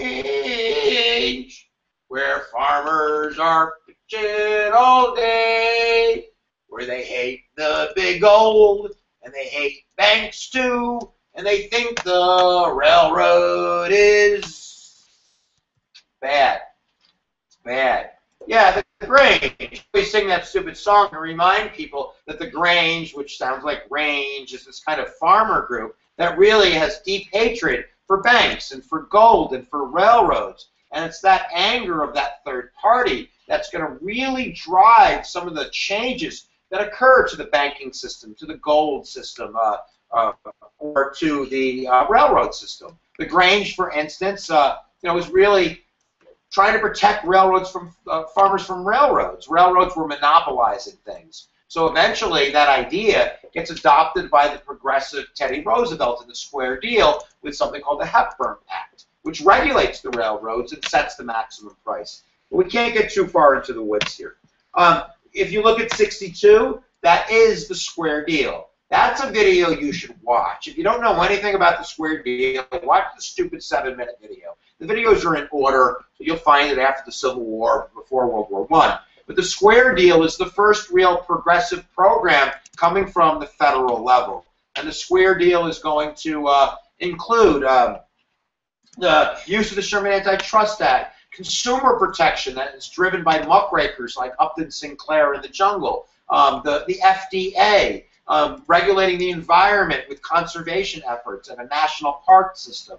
One way to remember the concept is the idea of the Square Deal is the fair deal, trying to have a federal program that's going to regulate things in a sense. Looking at your sheet, guys, we're moving on. Number 63, without a doubt, is going to be muckraking. One great muckrake, well, first, muckraking is the idea of that stink thesis. Stink don't stink until it's where? Stink don't stink until it's in your backyard. So Mr. McTighe is going to throw a Jacob Riis photo up. He had a book called How the Other Half Lives. And when people saw photos like this of, the tenement houses and how there's overcrowding and poverty and all of these, ways that people are living that people didn't know how they were living, you could see, how you have immigrants living on top of each other in terrible conditions that are very unsafe, health-wise and just safety-wise, that we need some type of action. So whether it's a photo book like How the Other Half Lives, or it's the Octopus, which farmers read about railroads and monopolizing, or it's The Jungle, where people read about how meat was processed. You don't want the vegetarian telling you about meat. I'll tell you that right now. But it was much worse back then than it is now. And when people read about, human flesh being in the meat supply, rat feces, disease, unregulated meat impact, because the government was what? What do you want the government to do if your meat's got human flesh in it? Yeah, boy! You want it to regulate that stuff. That's the concept. Muckraking angers the people get angry, the heat rises, the government, which was laissez-faire, reacts, whether it's through a third party that drives that change upward, or it's people themselves. Make sure you get muckraking, all right, or you're going to fail, son. All right, moving on. Number 64, Woodrow Wilson. We got to go faster. Woodrow Wilson's a progressive. We've already gone through the 16th Amendment. The Federal Reserve Act, which is on your money. Sometimes that'll pop up in the test. Put your hands down on your money. When you hear Federal Reserve Act, hands, money, right? Regulate money. And it uses interest rates to do that, but you can't do that now because it's 10 o'clock almost the night before the exam, and you don't want to fail. All right, moving into World War I and World War II. One of the ideas, and we're going to combine ideas, which is number 65, is some of the ideas when it comes to domestic issues at home during war. And one of the concepts, there's actually 2 or 3, is women always go diesel. During war, you have this kind of large body of men that leaves to go fight, which gives opportunity to people that couldn't get those jobs before. And there's a lot of ideas that are wrapped up in this idea. I go back to the M&M concept. If you've never had an M&M, you've never had representation in self-government, and you get a little, what do you want? You want more. So women fill the factories in World War I. They get a paycheck. They get independence. They get self-government. And then when the men come back, in a sense, they're not ready to just give up what they got.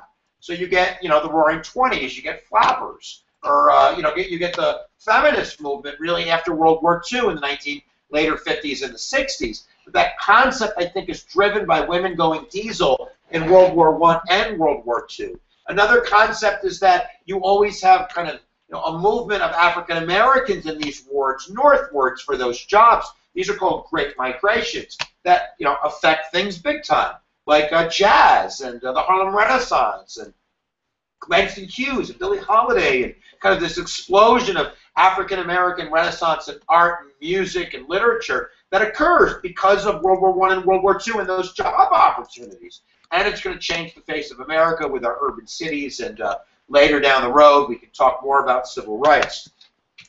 Yada, yada, yada, Mr. Hughes. Make sure you get the idea again of that kind of rejection of Treaty of Versailles. You know, we talked about coming out of the shell for World War I. You know, I sung Kumbaya before, and Woodrow Wilson loves to sing Kumbaya. You know, at the end of World War I, he wants to go to Europe and sing Kumbaya with Bloods and Crips. He wants to sing Kumbaya with these war gods that just killed millions of people. So when he comes back with, you know, his League of Nations and that Treaty of Versailles, the Senate, checks and balances, doesn't want anything to do with it. They want to return to the shell. So that would kill the idea for number 66. Kumbaya, my friends, Kumbaya. Woodrow Wilson, 14 points. And then he brings it back to the Senate, and they rip it up. Okay. All right, 67. Let's do 67, 68. Maybe we'll take a break at 70. We're going to get through this. One of the ideas in war is that someone loses their rights. I can't curse, and I never curse anywhere, but when beep hits the fan, someone loses their rights. So in World War I, it's going to be socialist Americans, red Americans, Americans that maybe they're not communist, but they definitely have a different way of thinking about government maybe than what we're used to. Socialism. You know, I can't explain socialism now, but the idea is that during World War I, one of those socialists was Charles Schenck. And Charles Schenck would give speeches where he would tell his fellow Americans that World War I was a crock of you-know-what, and that the draft was a violation of their liberty, and that they had no reason that they had to go to war. It had nothing to do with them. This was a banker's war. Rip up your draft cards. Don't go to war. And he gets arrested. And it's World War I. He's charged with Espionage Act, by the way. At the end of the day, he's going to be yelling freedom of speech. Well, one thing on the test that's always true is there's never absolutes. Nothing's ever 100%. So when he says freedom of speech is absolute, the court says no, that his rights are going to be limited. And basically Oliver Wendell Holmes says that you can't yell fire in a movie theater, and that his speech is endangering the nation. So Schenck versus U.S. Schenck! Schenck! Schenck! It's the way to remember it. I'm going crazy. All right, here we go. You ready to go fast? All right, and when I'm done, anything that doesn't make sense, go watch a video. Number 68, we've already mentioned the concept of Seneca Falls, the concept of the 19th Amendment. If you don't get that, that's women's suffrage, passed right after World War I. Why do you think it was passed right after World War I? Because women went diesel. Yeah. Moving on, number 69, you want to make sure you get the concept of the 1920s. The 1920s is very much a laissez-faire decade. The economy grows really fast, and you have a lot of change. I've always equated the 1920s with 1960s because they're both kind of radical decades, decades of big change, or at least old bumping up against new. So, for instance, you have the Scopes Monkey trial, which is about evolution and science, kind of old versus new. You have the National Origins Act, which is a very clamped down immigration policy because we have all these new immigrants that came in, and we have kind of a clash of cultures between old versus new. Not to mention the women concept. You have women who are getting the right to vote, and flappers who are cutting their hair and wearing short skirts, bumping up against those prohibitionist temperance women who are much more likely to wear long dresses and not want lots of maybe freedoms in the same way. Bang! And then the stock market crashes. Number 70, the end of the decade is the beginning of the Great Depression. And of course, when that happens, one of the ideas on the test is the reaction of the government. So whenever I get Herbert Hoover, I tell kids, whether it's true or not, it doesn't matter. Say Hoover, what the hell? And you'll get the concept right. It's the concept that if Hoover is laissez-faire and you get a Great Depression and you have high unemployment, and you have people, you know, that can't find jobs, and you have banks that are shutting down, and people are losing their life savings, and you have the Dust Bowl that's eating people alive, you know, and you look at the president, and the president says, it'll get better, one day at a time. Keep your chin up. Hoover, what the hell? When the Bonus Army marches to Washington in 1932 and says, you know, we need help from the government, and Hoover basically turns the army on the former army and, you know, kind of pushes them out in a violent manner. Hoover, what the hell? In fact, people made homeless camps, you know, they lived in. They called them Hoovervilles. So in 1932, when there's an election and you have an FDR who says, I'm a doctor, in the sense of I'll help you with the Great Depression, I have ideas to fix the problem, whether they're true or not doesn't matter. You're really sick, and one doctor says, you'll feel better, and the other one says, I got a pill. People generally go to the New Deal. I got you, Mocam, the New Deal. FDR, baby. All right, I'm looking at numbers. This is on Twitter. Go to Twitter, Hip Hughes, hashtag Hip Hughes, say something kind, subscribe, follow, get the stupid sheet, which is on the main page there on the Twitters, and you can follow along. Isn't that special? What do we got here? Causes of the Great Depression, number 71. One of the causes I didn't go over, really, you got to go back to the 1920s to look at why the Great Depression happened. And the basic three answers are farmers were producing too much. Overproduction is a big magic word on the exam. You know, when you produce too much, eventually it becomes worthless. So, you know, farmers really screw themselves. They borrow huge chunks of cash. They use that to buy fancy new machinery, which produced crops at an amazing, you know, speed. And then they made so much it wasn't worth anything, so they didn't make a profit, and then they couldn't pay the bank back, and then the bank wants their hoe, their machine hoe. That's the concept, and that leads to the Great Depression. And you also have people that are borrowing money that can't afford it. You have a credit boom. People are buying stocks on the margin. You could buy like a $1,000 stock with $100. You owe $900, and that's all good if the stock goes up. But when the stock market crashes and you owe $900 on a $10 stock, you screwed, son. You know, and one of the other problems was banks were uninsured. So if the bank shut down, you know, if there was a run on the bank for the Toppins, what my Toppins? You know, you were out, son. So people would stop going to banks. They put their money in the mattress. The economy stops. We need a new deal.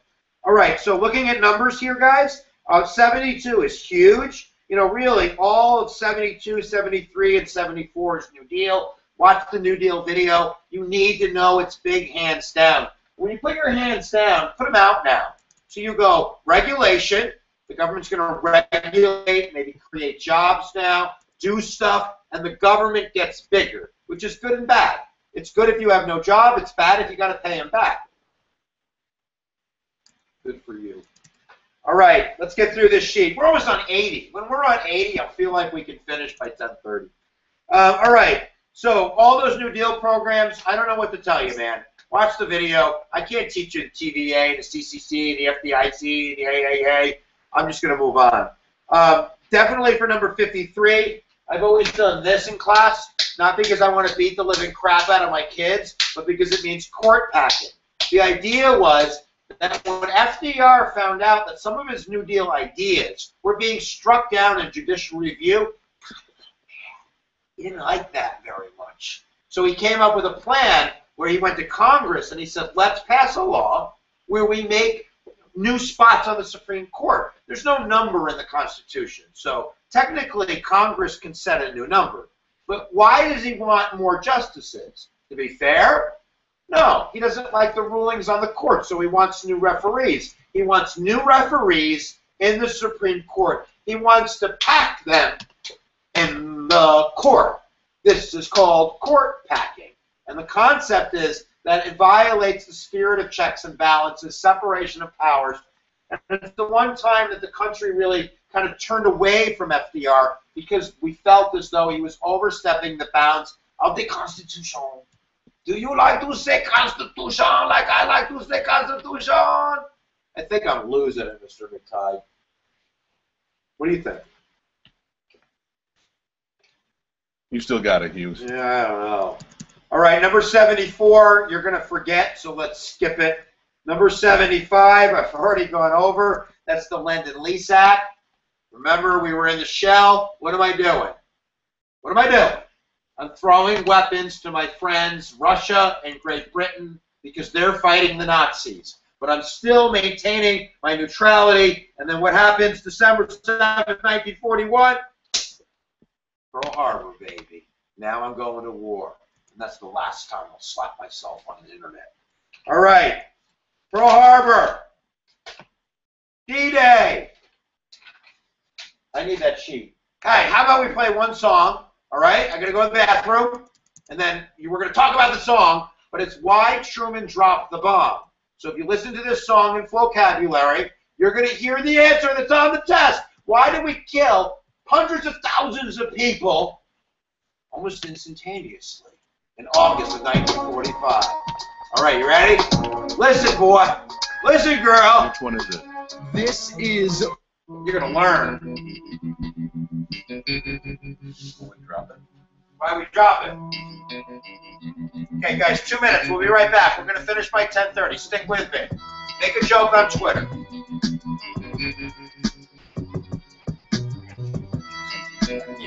Check it out, y'all. Okay. Yeah. Hitler not the only fascist, only the most famous. Mussolini in Italy, Franco Spanish, folks in the 30s. Thanks to their people's pain and anguish. Depression era, inflation, raising prices and panic. Hitler makes Germans feel good by puffing them up. Like it's not you, it's the Jews that are messing us up. So-called work camps of Catholics, gypsies and Jews, and any woman or man who dared question his views. America on another tip, isolationists don't want to get involved in one of y'all big wars. We trying to recover from our own depression. FDR leading us, New Deal in direction. German U-boat submarines, if you know what I mean. British ships, Americans get uneasy. While Europe is falling to Hitler, Americans are like, it's peaceful, hot Hawaiian sun rising in the morning. America's Navy stretching and yawning. Low on the horizon, hundreds of planes are rising. Someone sees something, that's probably nothing. But those are Japanese fighters and bombers dropping some bombs upon us, harm us with preemptive strikes, breaking the dam in the dike. It's a day people remember like 9/11. Pearl Harbor, 1941, December 7th. Would you drop it? Would you drop it? Would you drop it? Drop the bomb. Would you drop it? Would you drop it? Would you drop it? Drop the bomb. I said, would you drop it? Would you drop it? Would you drop it? Drop the bomb. Would you drop it? Would you drop it? Would you drop the bomb? Would you drop the bomb? Fast forward, rush the beaches, D-Day's done. We ready? You're on. When I say women go diesel, I mean that they go work, they get oily, they get, job orientated. Women working in factories, making bombs, working on airplanes. So there was a kid, I don't know, I can't follow all this stuff really good on the internet. Jacqueline, that basshole. You made me say basshole. What do you mean by women went diesel? That's what I mean when I say women go diesel, that they're coming out of the kitchen and they're going into the factory, diesel being that greasy kind of concept. So I've lost all my sheets. I've lost my dingo. I lost my baby. I was supposed to say, I lost my baby, and then you say, it was the dingo that ate your baby. All right. So 76, D-Day is the invasion of Europe. The bigger concept isn't really how we fought World War II, and that's a really great story. You should learn that. It's really how we ended the war. And the concept is that, we dropped the bomb to save American lives. And, there's a lot of historians that debate this, and there's a lot of, I think, deeper answers. Fog of War is a really great movie if you ever get a chance to see it. But the concept is that if D-Day was horrific, the invasion of Normandy and the beaches, an invasion of Japan might have cost hundreds of thousands, if not millions of American lives. So the concept of the exam is that we dropped the 2 atomic bombs in order to get Japan to surrender to end the war. And of course, we killed hundreds of thousands of civilians. Not to mention, we burned alive hundreds of thousands with incendiary bombs, the months leading up to the droppings of the bombs. But either way, forget all that. Save American lives. Why did Truman drop the bomb? Save American lives. Why did you drop the bomb? Save American lives. You got it. All right. All right. 77. 77 is Korematsu versus United States. And again, I may be riding the line, being a little bit about this, but I've always said it with a little bit of a Japanese accent. So I usually say Korematsu versus United States. And I'm not trying to be disrespectful or anything, but people will generally recognize that as a Japanese accent. And this is like a Schenck case. Remember, when the beat hits the fan, what happens to your rights? Your rights go down.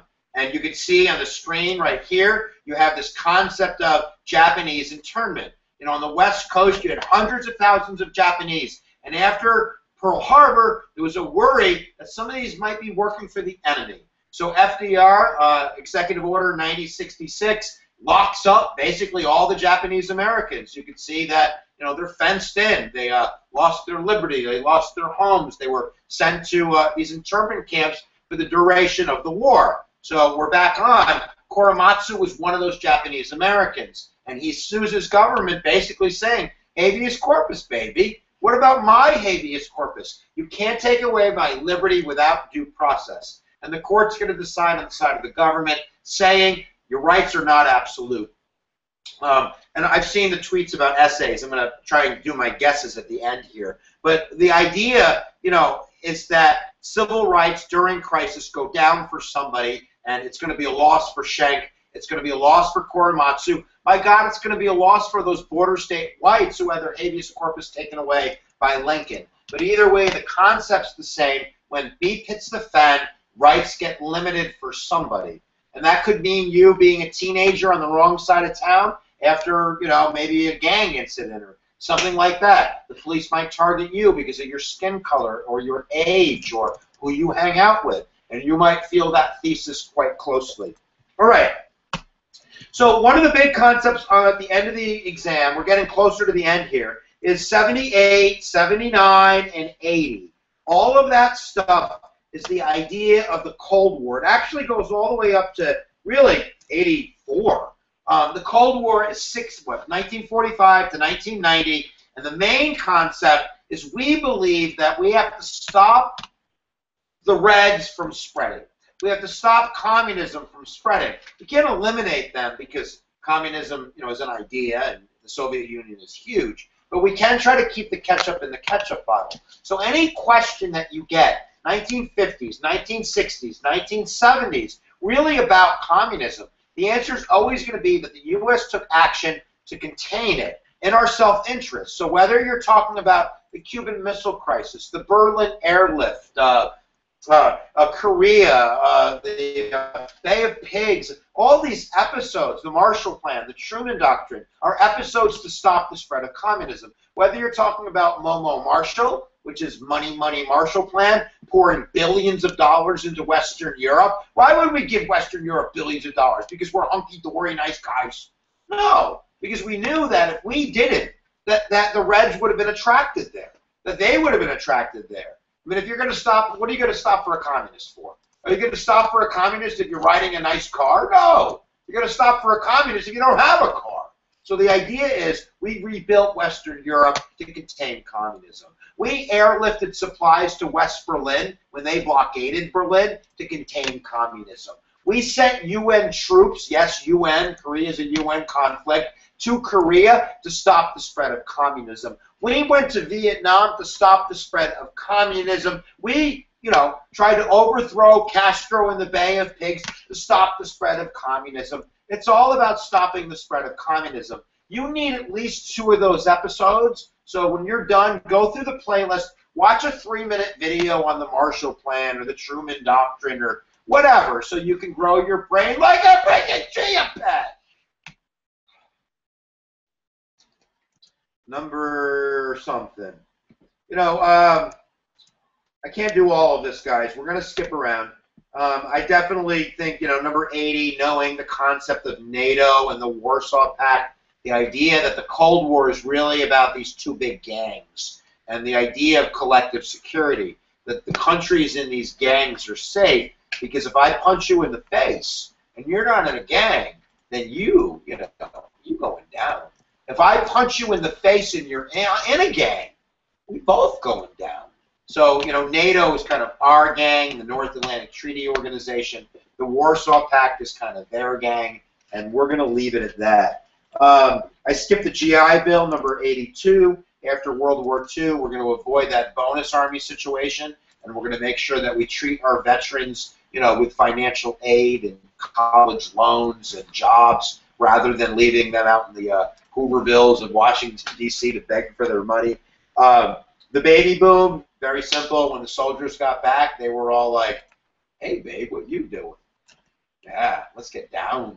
Lots of babies. And that's going to be actually an effect on education, an effect on the amount of money that we spend. It's going to also create a bigger consumer economy because people are going to go out and buy cribs and cars and houses. Huge economy in the 1950s. Huge middle class, huge wages. Unions did really well. People were making a lot of money, and the economy showed that. You had the largest growth of an economy in pretty much world history in the 1950s, at least for everybody. There's been faster growth periods for kind of the topper sphere and different periods, whatever.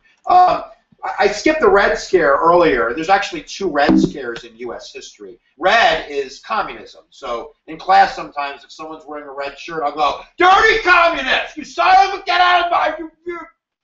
Because the idea is that, we're fearful of that red being in the room because they could, be a terrorist or be a spy or be a revolutionary. So we have these kind of fearful clampdowns. If you've read The Crucible, that's kind of the concept that, we're so fearful that we're going to take down innocent people as well. And if you look at number 83, the term McCarthyism goes to that concept of being fearful of Reds and restricting rights, and we did lots of bad stuff.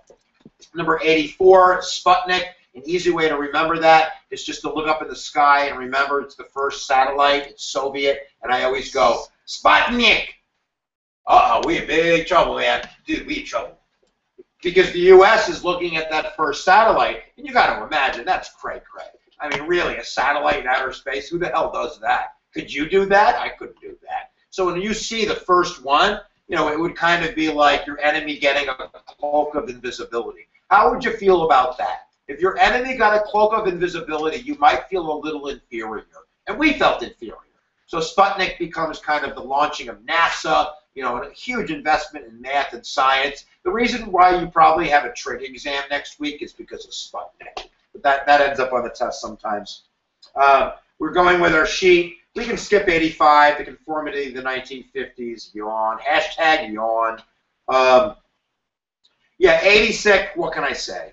You need to be able to write about civil rights. I can't teach you all about civil rights right now, other than to say that, it starts federally with Truman desegregating the Army. Little Rock, Rosa. Oh, yeah, is that picture up? Yeah. Yeah. Mr. McTighe put up, the Rosa Montgomery bus boycott picture, the Little Rock 9 picture, where Eisenhower's going to send troops to integrate that high school. If we can go back to the live camera, the big concept is that, Truman desegregates the Army. Brown versus Board of Ed is the signal that we're done with Plessy. If Plessy versus Ferguson said separate is equal, Brown says hogwash. Brown says that separate is not equal when it comes to American schools. So that's going to lead to the Little Rock 9 and to federal intervention. Once I think people see that the federal government is willing to intervene, it gives them hope. And it really pushes them into the civil disobedience movement. Martin Luther King, the sit-ins, the freedom rides, the bus boycotts, and just the general protests that occurred that really led to the 1964 Civil Rights Act. And not to mention the 1963 March on Washington, which is going to lead, again, to that 1964 Civil Rights Act, which is the king of the civil rights laws, which bans segregation in places of a public accommodation. We're not going to do that anymore. Not just schools, but restaurants and anything that's open to the public. The 1964 Civil Rights puts the kibosh on that. But it was only done because of all of those other, movements and protests and civil disobedience that was done by the SNCC and by CORE and by, the Southern Christian Leadership Council and all of the brave men and women who put their necks on the line in order to make sure that that didn't happen again. 65 Voting Rights Act and the 64 Civil Rights Act are huge. I'd watch the 1964 Civil Rights Act video if I was you. You need a couple laws to write about. Kids keep asking me what the essay's about. I don't work for the regents. I have no idea. I'm guessing 2 Supreme Court cases. I'm guessing 2 big laws, maybe Meat Inspection Act, Civil Rights Act of 64. You should have 2 foreign policies, imperialism, isolationism, or containment. You should have 2 important people, like maybe Upton Sinclair and John Brown. 2 of everything would probably be a good idea. If you go to the end of my playlists for the U.S. history, I have my guesses from the previous years. So if you want to watch a video for 5 minutes on how to write an essay on checks and balances or how to write an essay on reform, I have those videos. Here's my strategies for the essays, and we'll go back to the list. We're almost done. 2 strategies. You ready for this? You better listen. For thematic, dots or die trying. Dots or die. If there's 3 dots and you're going to write about 2 examples, you best be writing about 3 dots for 2 examples or you're going to fail. So if it says why the monkey climbed up the tree and how the monkey climbed down, you go to write, let me talk about why the monkey climbed up the tree, and then you go to write about how the monkey climbed down, because you get points for trying. Did you hear that? You, son, get points for trying. And it's the kids that leave the dots on the table that fail. So you stretch it. On the rubric, it says for a 3, which is a passing grade for the most part, student attempts dots in a limited way. So if you skip a dot, you might well just punch yourself in the face because it's over.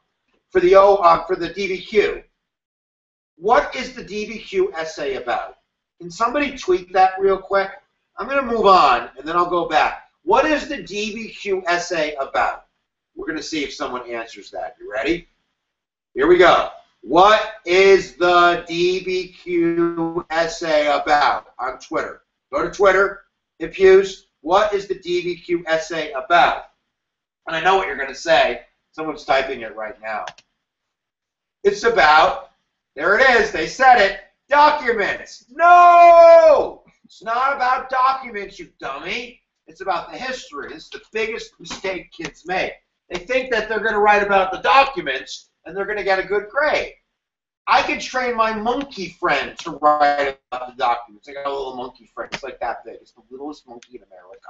No! It's about using the documents to write an essay. Watch the DBQ essay video. We call it peanut butter and jelly, baby. You got to write an essay with peanut butter, inside good document information to answer the dots, but most importantly, you need some jelly, boy. The jelly is the outside information. If you serve up a peanut butter sandwich, it's not going to work out. So if you don't have OI, you go home.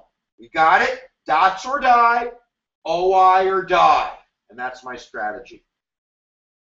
My papers are all crumpled. What number am I on?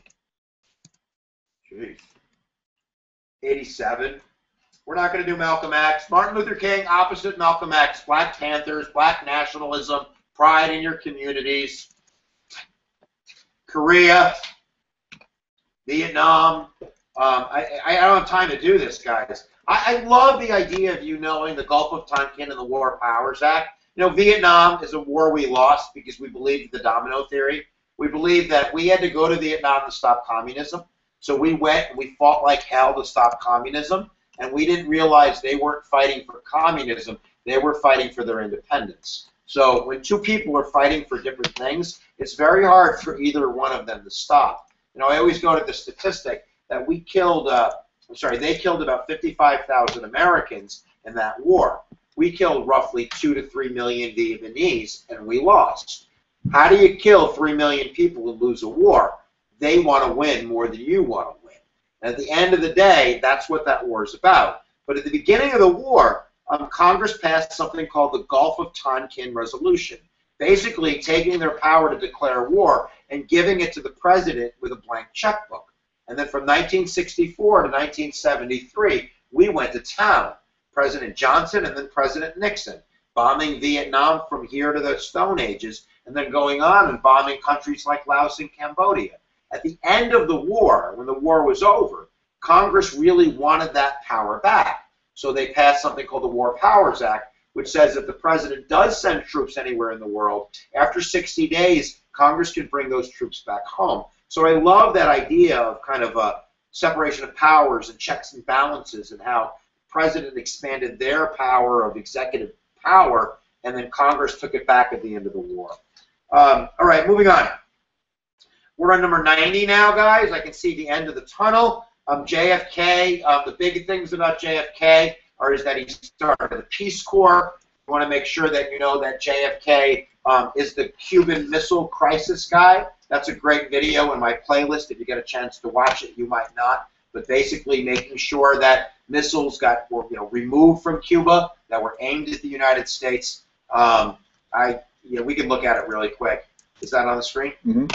There's the Cuban Missile Crisis blockade. The region's answer is always the blockade. I love this story because as we are blockading Cuba with our Navy, thinking these pieces of the missiles are coming into Cuba to be put together, we can go back live, that actually the missiles were already in place. They were aimed at us. And most historians believe that JFK was that close to launching an attack, and he was only held back by, I think it was Tommy Thompson on his cabinet, which convinced him that he should negotiate.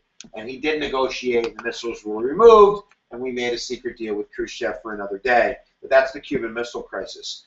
Moving on, number 92 is huge. That's the map, all your Warren court cases. When you hear Warren, take the Constitution and stretch it.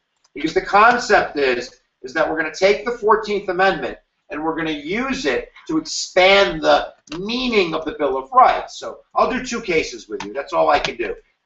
I'm only doing one. How do you like that?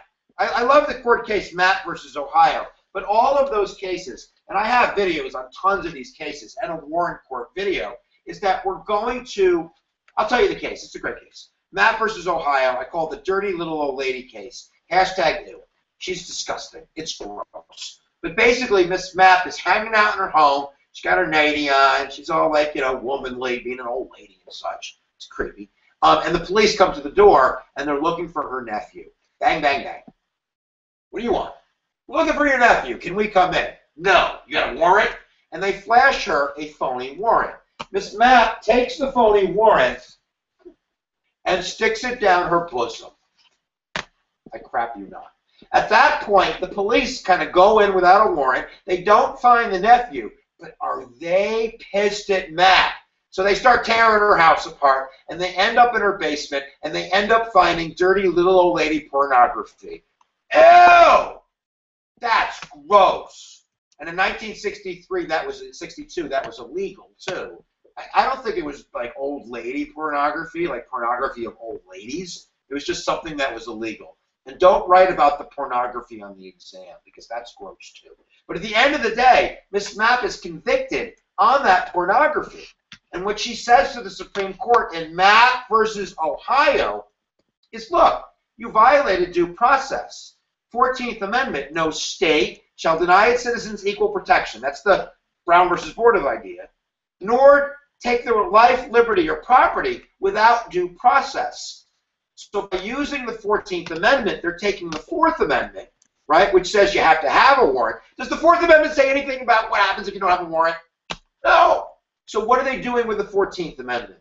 They're taking the 4th Amendment, see? They're expanding the meaning of it, and they're applying it to the states. The 14th Amendment, this is called selective incorporation, takes some of those amendments and applies them to the states. What do the police say to you when you get arrested? Some of you really know, don't you? They go, you have the right to remain silent. That's 5th Amendment. I thought the 5th Amendment was for the federal government. Oh no, Mr. Hughes. In Miranda versus Arizona, we're going to use the 14th Amendment to incorporate the 5th Amendment to the states. If you understood that, you're going to pass. If not, you might still pass, but probably not, as high as the kid that would pass. All right, let's do a few more. We'll take one more break and we'll finish. Let's get to number 96, okay? All right, LBJ's Great Society. If you hear LBJ, think FDR. LBJ and FDR are the same concept, using the federal government's power to regulate, to expand the role of the federal government, just like, Teddy Roosevelt. Teddy Roosevelt regulates business. FDR gives jobs away. LBJ gives money away. LBJ and the Great Society, the War on Poverty, look, we can rag on it, but it cut poverty in half. Most economists agree.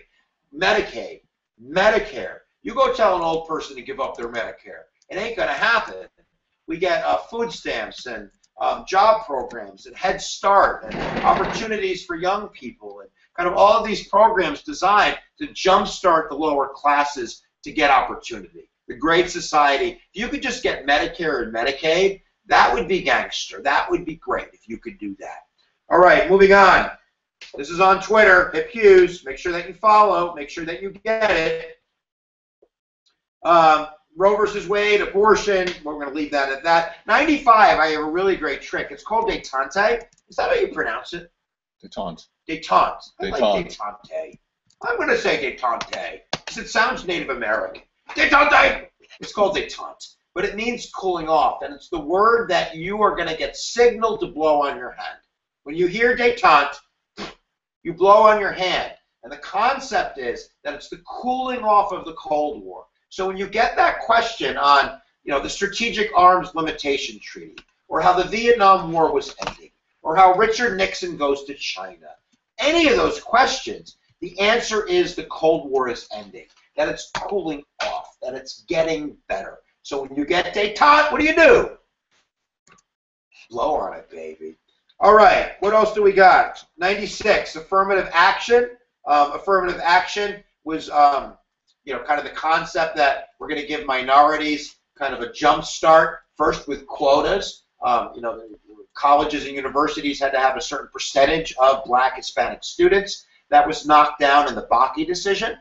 Back to the 14th Amendment. No state, California, shall deny its citizens, all those white kids, equal protection under the law. So if I give an African American a safe spot in a school and take it away for a more qualified white person, that's violating the 14th Amendment. So affirmative action is kind of being reformulated where there still is some affirmative action in terms of kind of a point system, but there's no quotas anymore. And that's even going away as well. And before you jump through the camera and get all mad, just remember, you get points for legacy. If your parents went to that university, you get points for, throwing pigskins. You get points for lots of things. But either way, whatever, you stand on these issues, Jimmy cracked corn. I don't care. Can we take one more break? One more break! And then we're going to finish this like a gangster! If you're with me, tweet me. If you're not, tweet yourself.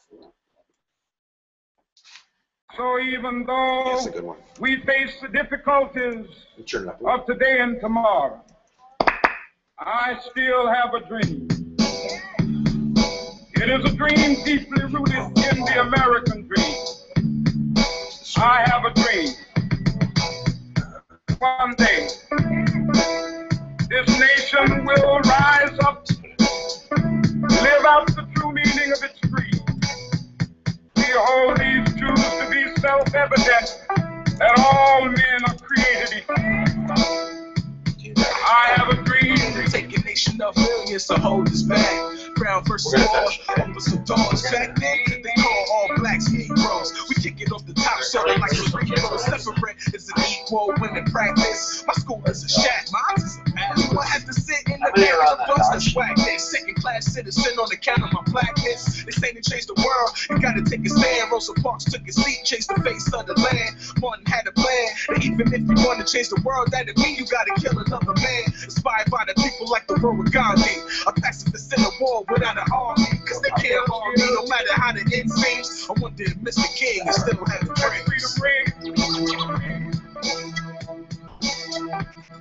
I have a dream. Let's read This must be One more song. MLK had a dream, took it mainstream. Civil rights bill, voting rights, acts, they passed. Modern day Jesus, turning the other cheek. Some blacks like, dog, that's weak. I'm not looking to get beat deep in the next week. My everyday life is police brutality.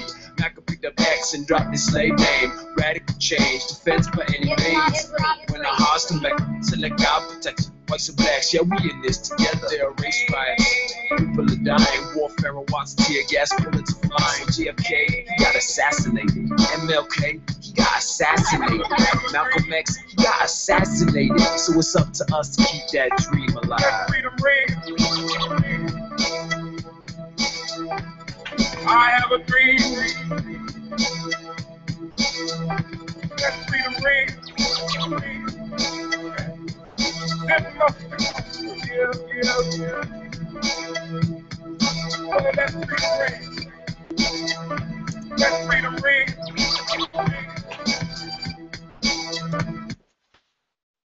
Iran-Contra. You want Iran-Contra? Stick a sock in that boy. I'll give you Iran-Contra. We're going to do Iran-Contra soon enough. Not a lot, but a little. And I think I have an Iran-Contra video.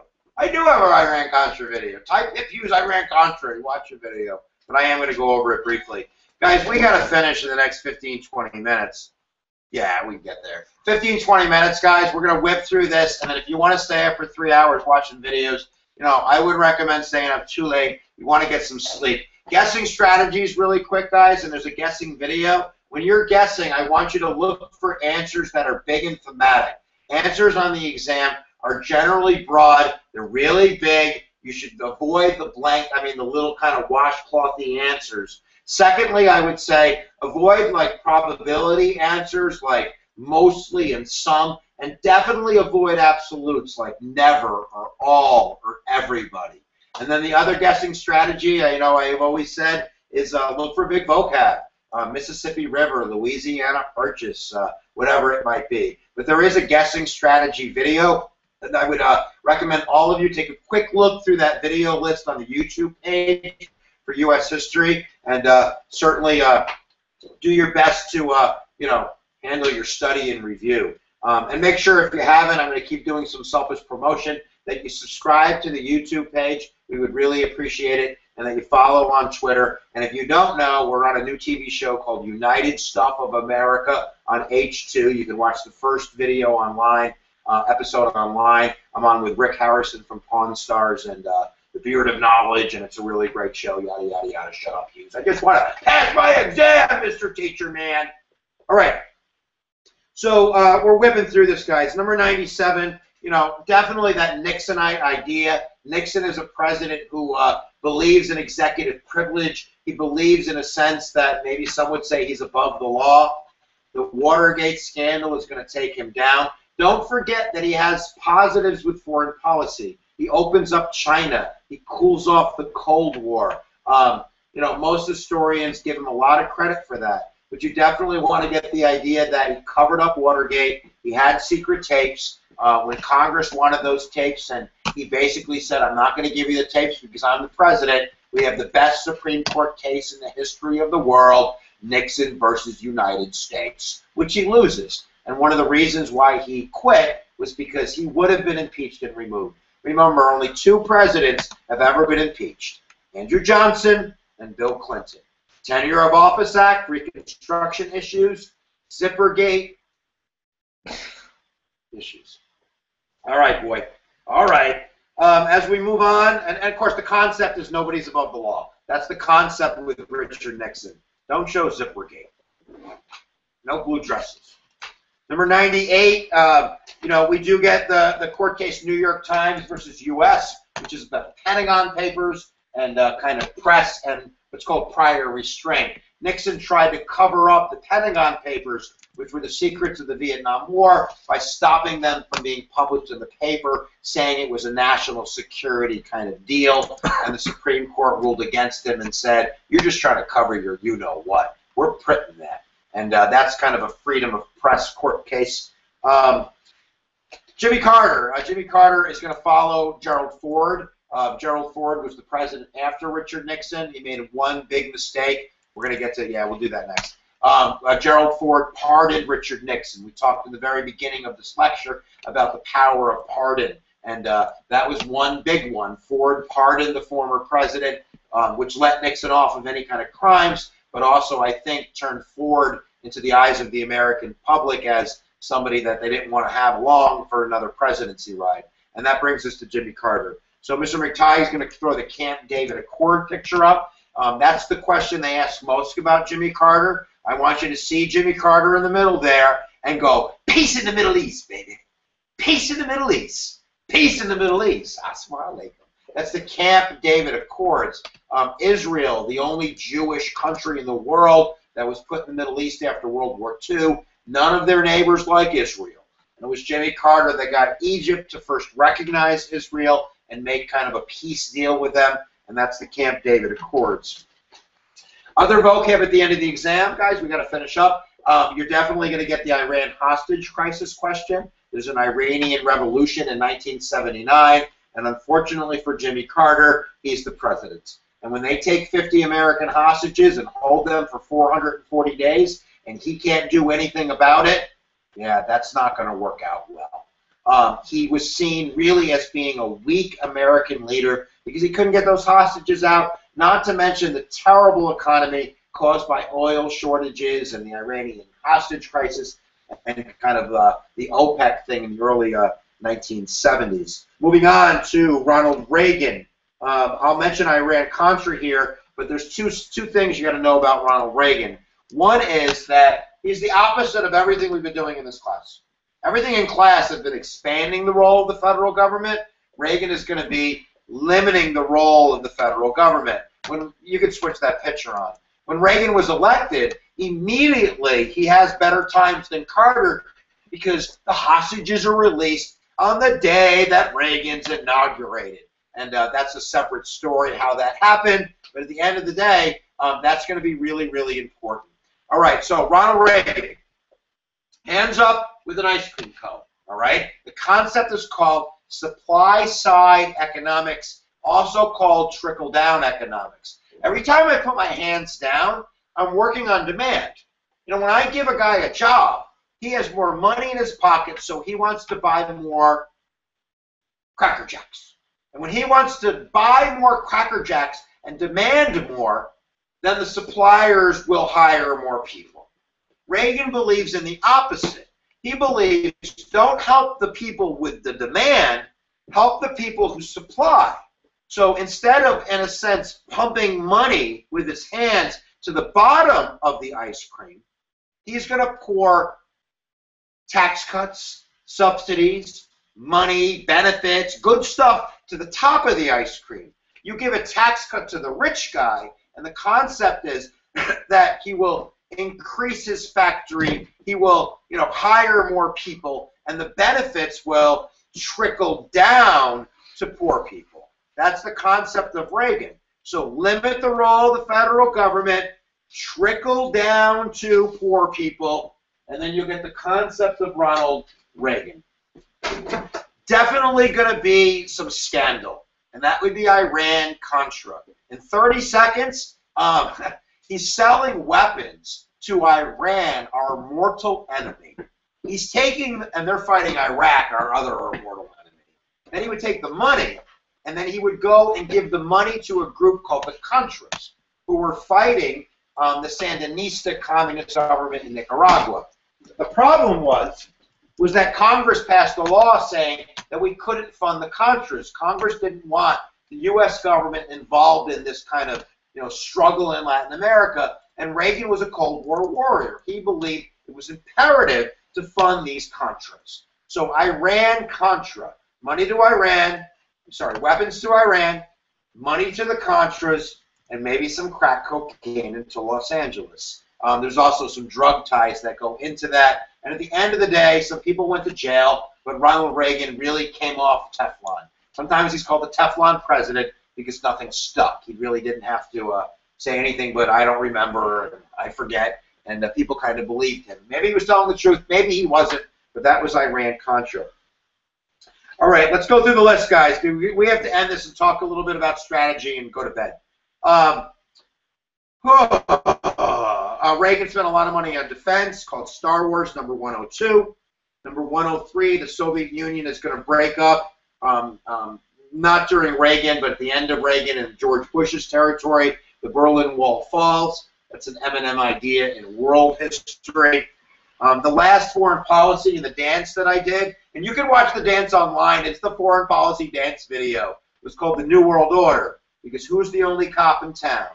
It's the United States. So, Persian Gulf War, Bosnia, Serbia, Somalia, all of these episodes around the world that the United States, in a sense, is trying to patch up and create peace for a better world economy and market for us is going to be an answer on the test. All right, we're getting there, guys. That's good.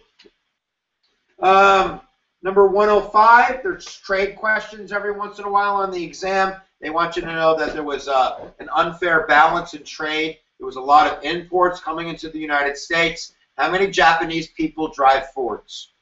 Not a lot. And NAFTA is another question. I don't know if I got NAFTA on here, but NAFTA is the North American Free Trade Agreement under Bill Clinton, and that's going to be a big deal in terms of free trade between North America, Canada, Mexico, and the United States. I don't know, guys. We're running out of on here. Current immigration policy, nativism. We don't really have to talk too much about that. We talked about the impeachment of Bill Clinton. 9/11, without a doubt, changes everything. There's not too many questions about 9/11 on the exam, but they have begun to pop up. One of the ideas is that we're going to really kind of reduce our civil liberties with the Patriot Act. And this is in the news all the time now, spying in the NSA and digging up data in order to catch the terrorists at the expense of our own privacy and our own liberties. So that might be a concept for 9/11. But don't forget who attacked us on 9/11. For the most part, it were citizens from Saudi Arabia, and they trained in Afghanistan. So at the end of the day, we attacked Afghanistan, not because Afghanistan attacked us, but because Al-Qaeda trained there. And then Iraq is a whole different story. That argument is more of we need to get there before they become a country that comes against us. I can't do Iraq right now. You just know that Iraq never attacked the United States outwardly. But the United States preemptively struck Iraq in order to spread democracy, get rid of a dictator, stop them from supporting terrorists, whatever your reason you want to accept or deny. I'm not taking sides. I'm just saying that Iraq isn't linked to 9/11. If you didn't know that, you should know that. Iraq had nothing to do with 9/11. And then you can fall on whatever side of history that you want to. That was 109. 108. Corporations seeking greater profits move their factory to cheap labor. Big surprise. I think I'm done with all of this. You know, guys, I'm done with the packet. What I would say at this point is we didn't cover everything. I would say at this point, I hope you got some big ideas about our country, about how we were founded, from colonialism to the Articles. I want you to understand how the Constitution was put together. And definitely spend some time, if you have time left, watch some videos about the Constitution, powers of the Constitution, flexibility of the Constitution, limits of the Constitution. And then move yourself through the Federalist era, getting those strong ideas of Schwarzenegger. Move on and do your Jefferson Manifest ideas into sectionalism. Understand Save the Union and the Civil War. Understand the concept of Reconstruction and why it failed. The idea of belly rubbing and how industrialization led to monopolies and trusts. Laissez-faire and how it led to an imperialistic foreign policy. I want you to understand that around the turn of the century in 1900, these third parties and people, populist groups, are going to demand change. And that's going to lead to multiple progressive movements. The Square Deal under Teddy Roosevelt, the New Deal under FDR, the Great Society under LBJ. I want you to get that before both wars were neutral. I want you to understand the women's movement and how it took so long and how it was influenced by both wars in terms of women going diesel. Understand civil rights, how we go from Jim Crow to the 1964 Civil Rights Act. Understanding the place of leaders like W.E. Du Bois and Booker T. Washington, Martin Luther King, Rosa Parks, SNCC and CORE, civil disobedience. I want you to get the foreign policies that lead us out of World War I into World War II into containment. And then I want you to really understand the role the Supreme Court has played in defining public policy and civil rights. Essays. Finish them, guys, all right? I'm telling you, you get points for finishing. Dots or die trying, all right? Whatever it is, try to write a lot. 3 or 4 sentences per dot. Just try to make sense. It's common sense, a lot of it. And if you could make analogies between things that you understand in your life, make those analogies. There is a direct connection between what happened to Charles Schenck and what happens to the innocent kid going to the library on the wrong side of the town when the police shake him down. The concept of civil rights. Make sure for that DBQ you understand the essay, Peanut Butter and Jelly. It's about the documents. It's about outside information. But it's about those dots most of all. And make sure that you're good guessers at the end of the day. Look for big, broad answers. Avoid 100% answers. Look for vocabulary that's important. And at the end of the day, guys, you're going to do the best that you can. Get a good night's sleep. And I'm going to give you some pieces of advice. In your life, where attention goes, energy flows. So if you're doing bad because you didn't pay attention, you can pay attention to anything. Just give it your all, guys, all right? And I have a meditation video if you want to go to sleep tonight and follow me, you know, falling asleep. We have that as well. What's that? Meditation. We're tweeting the meditation video out. How about that for you? And definitely, if you have time, if you're going to be up for another hour or two, which I think is crazy, go through the playlist, all right? Right on the YouTube page, it says U.S. History Explained. Watch 4 or 5 videos if you have to. Pick your poisons. But at this point, I think I got to be done because my tongue is 10 times the size of a regular person's tongue, and I'm very tired, and I want to go to bed. So where attention goes, energy flows. I would ask you kindly, subscribe to Hip Hughes on YouTube, follow on Twitter, and watch the United Stuff of America because it's a pretty good show. But either way, I don't care if you do because I like teaching kids, and I hope that you do well. And now I'm going to do that because that's Mr. McTighe right there. Study hard. He's been the control panel all night, and we want to thank him for doing that because we couldn't do it without Mr. McTighe. Thank you, Mr. Hughes. All right, guys, you ready? Giddy up. I'm done. Hashtag giddy up. Hashtag cray cray. Hashtag bang bang. Hashtag pass your exam. Hashtag go watch a video. Hashtag I'm done.